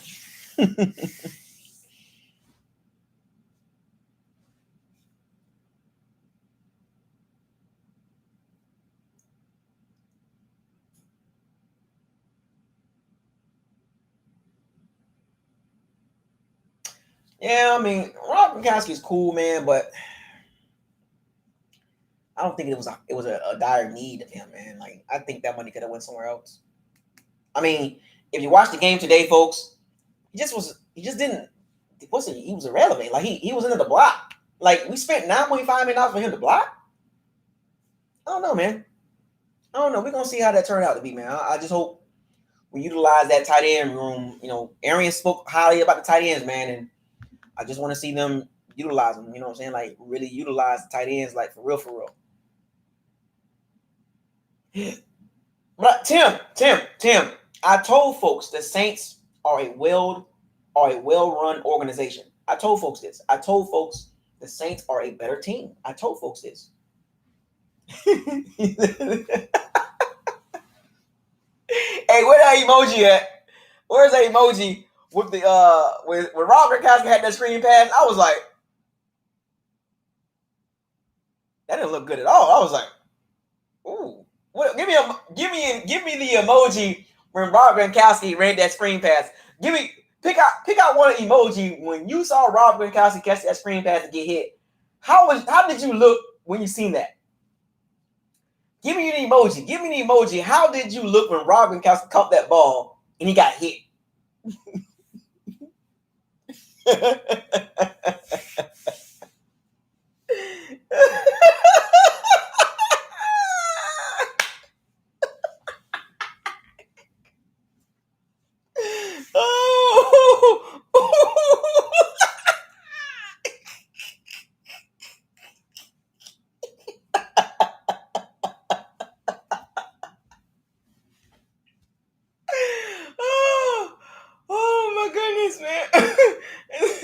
Malcolm, you stupid, man. He was like,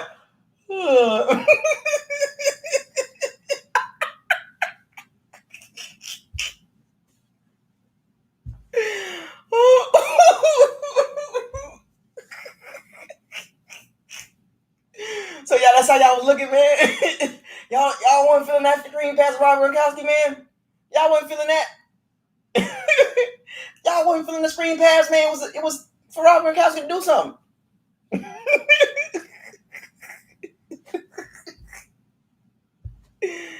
Y'all wasn't feeling that, man.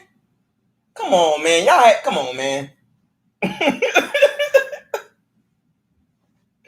Oh man, when Rob Gronkowski got hit, man, he didn't look like he liked that, man.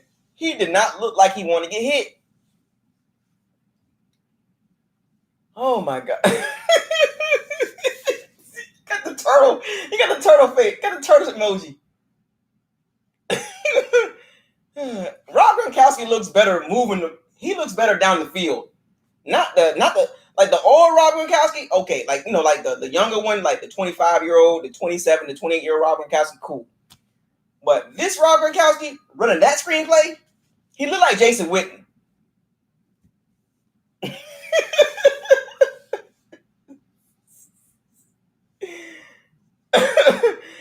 Rob Gronkowski looked like Jason Witten, folks. I ain't gonna lie. I'm gonna keep it 100. He looked like Jason Witten, man.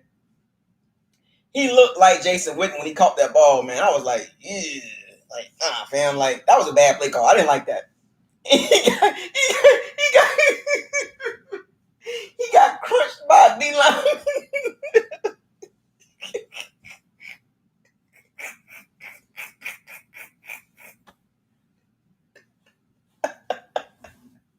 He got crushed by D-lineman.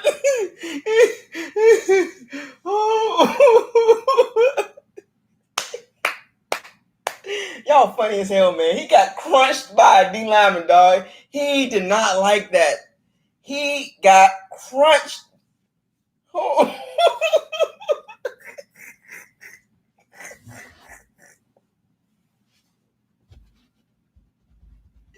I gotta go back and watch that play. He got crunched. He got crunched by that D-lineman. It was a D-lineman. It was number 93. Number 93 crunched him, dog. Crunched him, dog. He was like, ugh. Rob Gronkowski caught that ball. He looked like Jason Witten. He looked like Jason Witten, fam. I was like, no, that was not the play calling, man. That wasn't it. That's not it, Byron Leftwich. Byron Leftwich, man, that wasn't it, bro. He got crunched. Holy crap. Like, it looked like I felt the pain for Rob Gronkowski. When he got hit, I was like, ooh.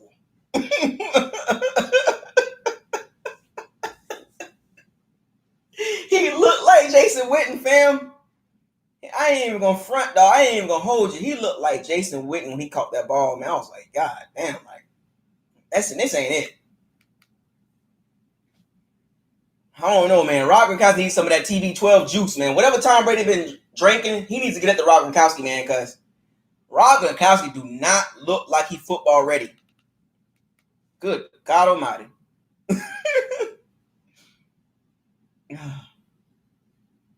That was bad, man. Give me your emoji face when Mike Edwards and Jadon Mickens muffed that kickoff.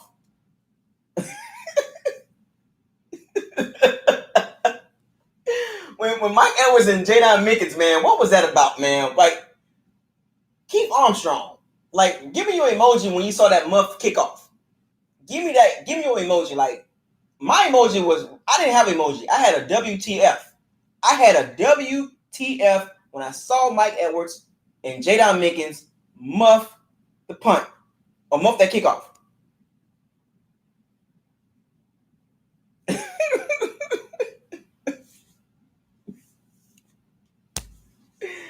We're gonna wrap this up in a little bit. I just want to kind of give a little fun at the end. I'm gonna do this like at the very end. Have a little fun with it. I know we lost the game, but we gotta have a little fun with it. I can't be talking like, we gotta have a little fun with this, folks. We gotta have some fun. I know we lost the game, but we gotta have some fun with this because this is gonna be a fun season. We're gonna do good. We're gonna get to the Super Bowl, but we gotta have fun. This BucosLocker gonna have a lot of fun with this. I'm gonna be real with it. I'm gonna keep it real with y'all, no matter who it is on the team. But I'm also gonna have fun with this because I know some people was like, "You pessimistic, Isaiah. You pessimistic, BucosLocker. You too You too much. You need to lighten up. You need to chill. Well, we're chilling. This year we're gonna chill. We're gonna do this. We're gonna have fun. We're gonna talk. We're gonna talk real. We're gonna have a good hard talk about the team, win or lose, ups and downs. It's gonna be up and down season, folks. We're going to the Super Bowl, but amongst this journey, we're gonna have fun. We're gonna laugh. We're gonna have a good time. We're gonna have fun with this, folks, because some of y'all felt like I was too tough on y'all. I was not that tough. I'm gonna lighten up a little bit. Have a little fun with this. So yeah, I didn't have an emoji. I had a WTF, a sugar honey iced tea. I had a LeBron James WTF. The emoji with LeBron James. What the freak?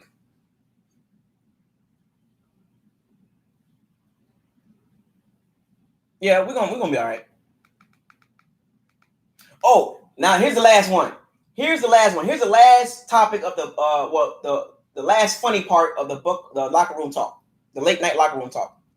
Give me your emoji when the field goal got blocked. Give me that emoji. That was funny. Give me your emoji when the field goal got blocked.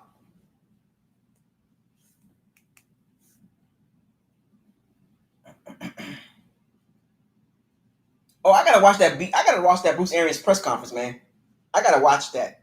A lot of people talking about he called out the whole team and Mickens and everything. when he lined up for that field goal and that thing got blocked, right before that thing got blocked, what was your emoji? And when it got blocked, what was your emoji? That whole process. Before the snap, when it got blocked, how did you feel? What was your look? How did you feel inside? What was your look at the screen before the kick and when the kick got blocked?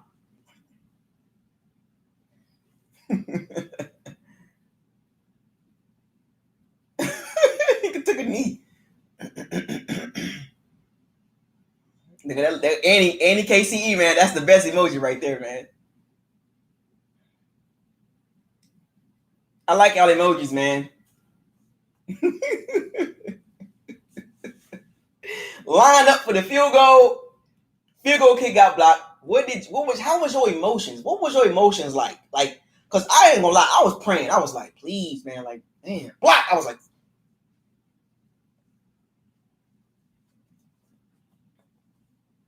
I'm gonna start taking some shots, man, because I can't take this, man, the field goal unit, man. I can't take this no more, man. I'll be about to shot my pants. Every time an extra point and a field goal, I'll be like, I gotta go use the bathroom. I get nervous. I be sweating a little bit. My palms are sweaty. My palms get a little sweaty when I see them line up for a field goal or extra point. I'm gonna start closing my eyes, man. I'm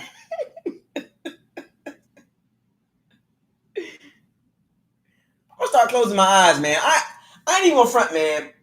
My confidence level with the field goal and extra point units, man, it's not there, folks. I don't have no faith in that unit. I ain't even gonna lie. I'm gonna close my eyes every time.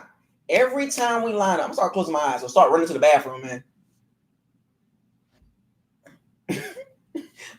When he missed that field goal, I was like,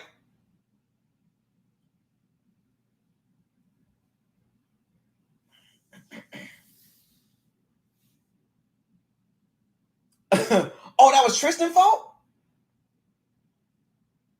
Oh, that was Tristan's fault? Mom spaghetti, meat, that was the Eminem, the 8 Mile. Mom spaghetti, meat. But that was Tristan's fault? Oh, Tristan.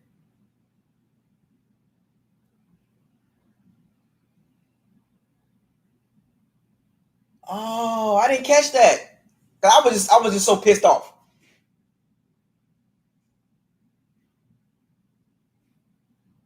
Now I gotta go back and replay that. I gotta go back and watch that. I thought that was somebody else. I don't remember that exactly. That wasn't Tristan's fault, was it?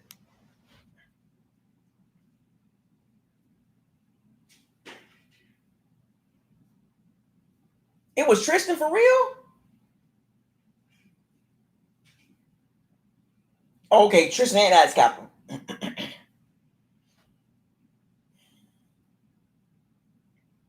The same special teams always beat our special teams every time.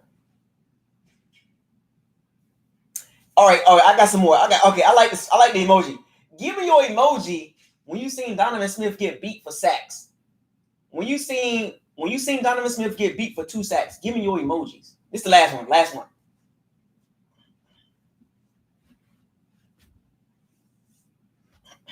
Last one. Donovan Smith giving up sacks. What was your emoji? Every time he gave up a sack or that strip sack, so the strip fumble, that was counted as a sack. So he gave up 3 sacks.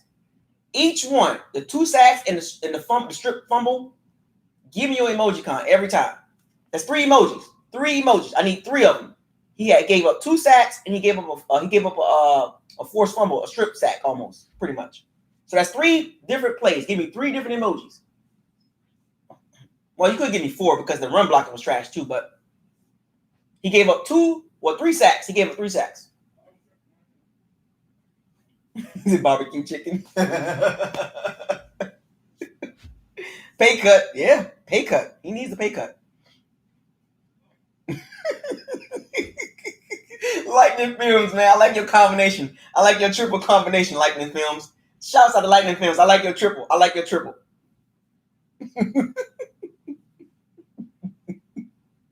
Lightning Films got the best one right now. He got the best 3 emojis right now.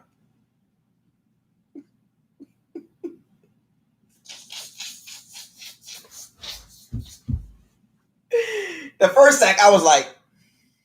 Second sack, I was like. Third sack, I was like. I'm out here, man. I'm out here. What? I'm out of here, bro. Donovan Smith, man. 3 separate plays. 3 different emoji cons. K1000. I'm having fun, SK Simmons. I'm having fun with it, man. I'm about to wrap it up.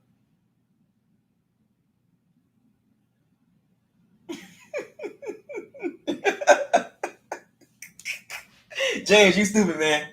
But Lightning Films had the best one, though. Lightning Film had the best one.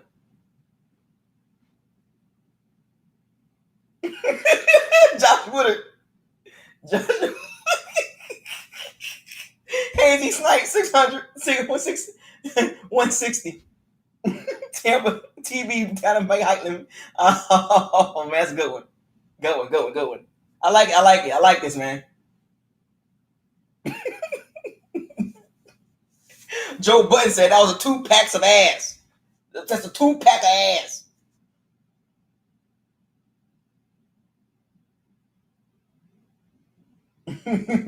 Two pack of ass.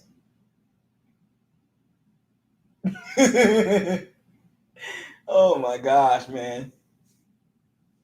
Donovan Smith, man. Anyway, all in all, folks, I enjoyed this live stream, man. I just wanted to kind of like do a recap of the game. I know I went like 3 hours and some change, man. I appreciate y'all. Baby Dookie. Baby Dookie. Bootylicious. Baby Dookie, man. Donovan Smith, man, I'm not a fan of him, dog. I'm not a fan of Donovan Smith. Y'all know that already. Baby Dookie. Baby Dookie. Barbecue chicken. Baby Dookie. Vomit juice. Horse Dookie. 2 packs of ass. Like, he is what he is. 2 pack of ass. That's what he is. he that fresh baby Dookie. That, you know, that slimy mashed potato Dookie. That's basically like juice. Like my daughter, when my daughter was little, I had to change her diaper, and her Dookie was like just like damn near water. Baby Dookie juice. 2 pack of ass. But anyway, she with her mom right now. She with her mom. You know what I call my daughter? When I call her mom is a Saints fan. Her mom is from New Orleans, right about 2 hours outside of New Orleans. And when I called my daughter was like, "Daddy, mommy team beat your team." I was hurt. I was hurt.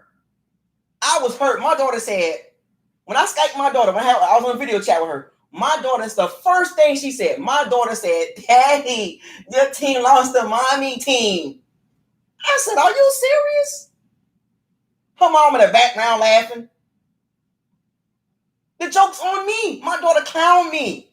Daddy, your team lost the mommy team. She's supposed to be on my side. She's a daddy's girl. And she did me like that. I took it on the chin, though. I took it on the chin. That hurt me. My beautiful twin daughter, my little daughter, my twin, my other half, clowned me. It hurt. I was hurt. The first thing she said when I called her, hi, Daddy, your team lost the mommy team. And then she cleaned it up, though. She said, I like both teams, Daddy. I like both teams. I was like, cool. I felt better when she said that, but she clowned me really quick. The first thing she said. Anyway, appreciate. Yeah, by week 8, she gonna be like, Daddy, your team good. But anyway, I'm gonna wrap this up. Shouts out to everybody in the chat room for standing by, spending 3 hours and 30 minutes basically with BucosLocker on a post-game recap. Post-game recaps won't be this long moving forward. I will shorten it up to about maybe 30 minutes. I'm gonna shorten it up, but this was just first one of the season. I kind of want to get out the way, but I'm gonna shorten it up next time. It won't be 3 hours next time, but I had a great time. With you guys, interacting with you guys with the late night locker room talk. I will do this once a week, so stand by. I'm gonna try to figure out a certain time to do it, maybe at 9. Locker room talk. I'm gonna do it once a week after the game. We're gonna talk about the game. We're gonna have a little fun, and we're gonna enjoy it. We're gonna talk some real stuff, and we're gonna have fun with it. So, shouts out to all my bandits, to all the Pirates, the Sea Bandits, everybody in the Bucs community. Shouts out to the other fan base, people that came into the chat room and conversated and watching. I appreciate the support. If you like the live stream, feel free to donate to the channel if you want to. I do this for y'all. I take time out and do this for y'all guys. I mean, I take the time out to do this. I could be doing other things, but I interact with you guys. So I appreciate that if you support the channel. You know what I'm saying? I do this for y'all. I have fun with it. I love football. I do this. But anyway, with that being said, the Bucs lose 34-23. Self-inflicted wounds. We'll get better. We'll beat the Panthers, the kitty cats, meows, the kitty cats. We'll beat them next week. I will do that video on Wednesday, so stay tuned for that. I will do a Bucs versus Panthers preview at Ray J. No fans, of course. I will do the preview to that, so stay tuned for that. With that being said, fire those cannons, seize the day, raise the flag. No risk it, no biscuit. Super Bowl or bust. Y'all have a good night. BucosLocker out.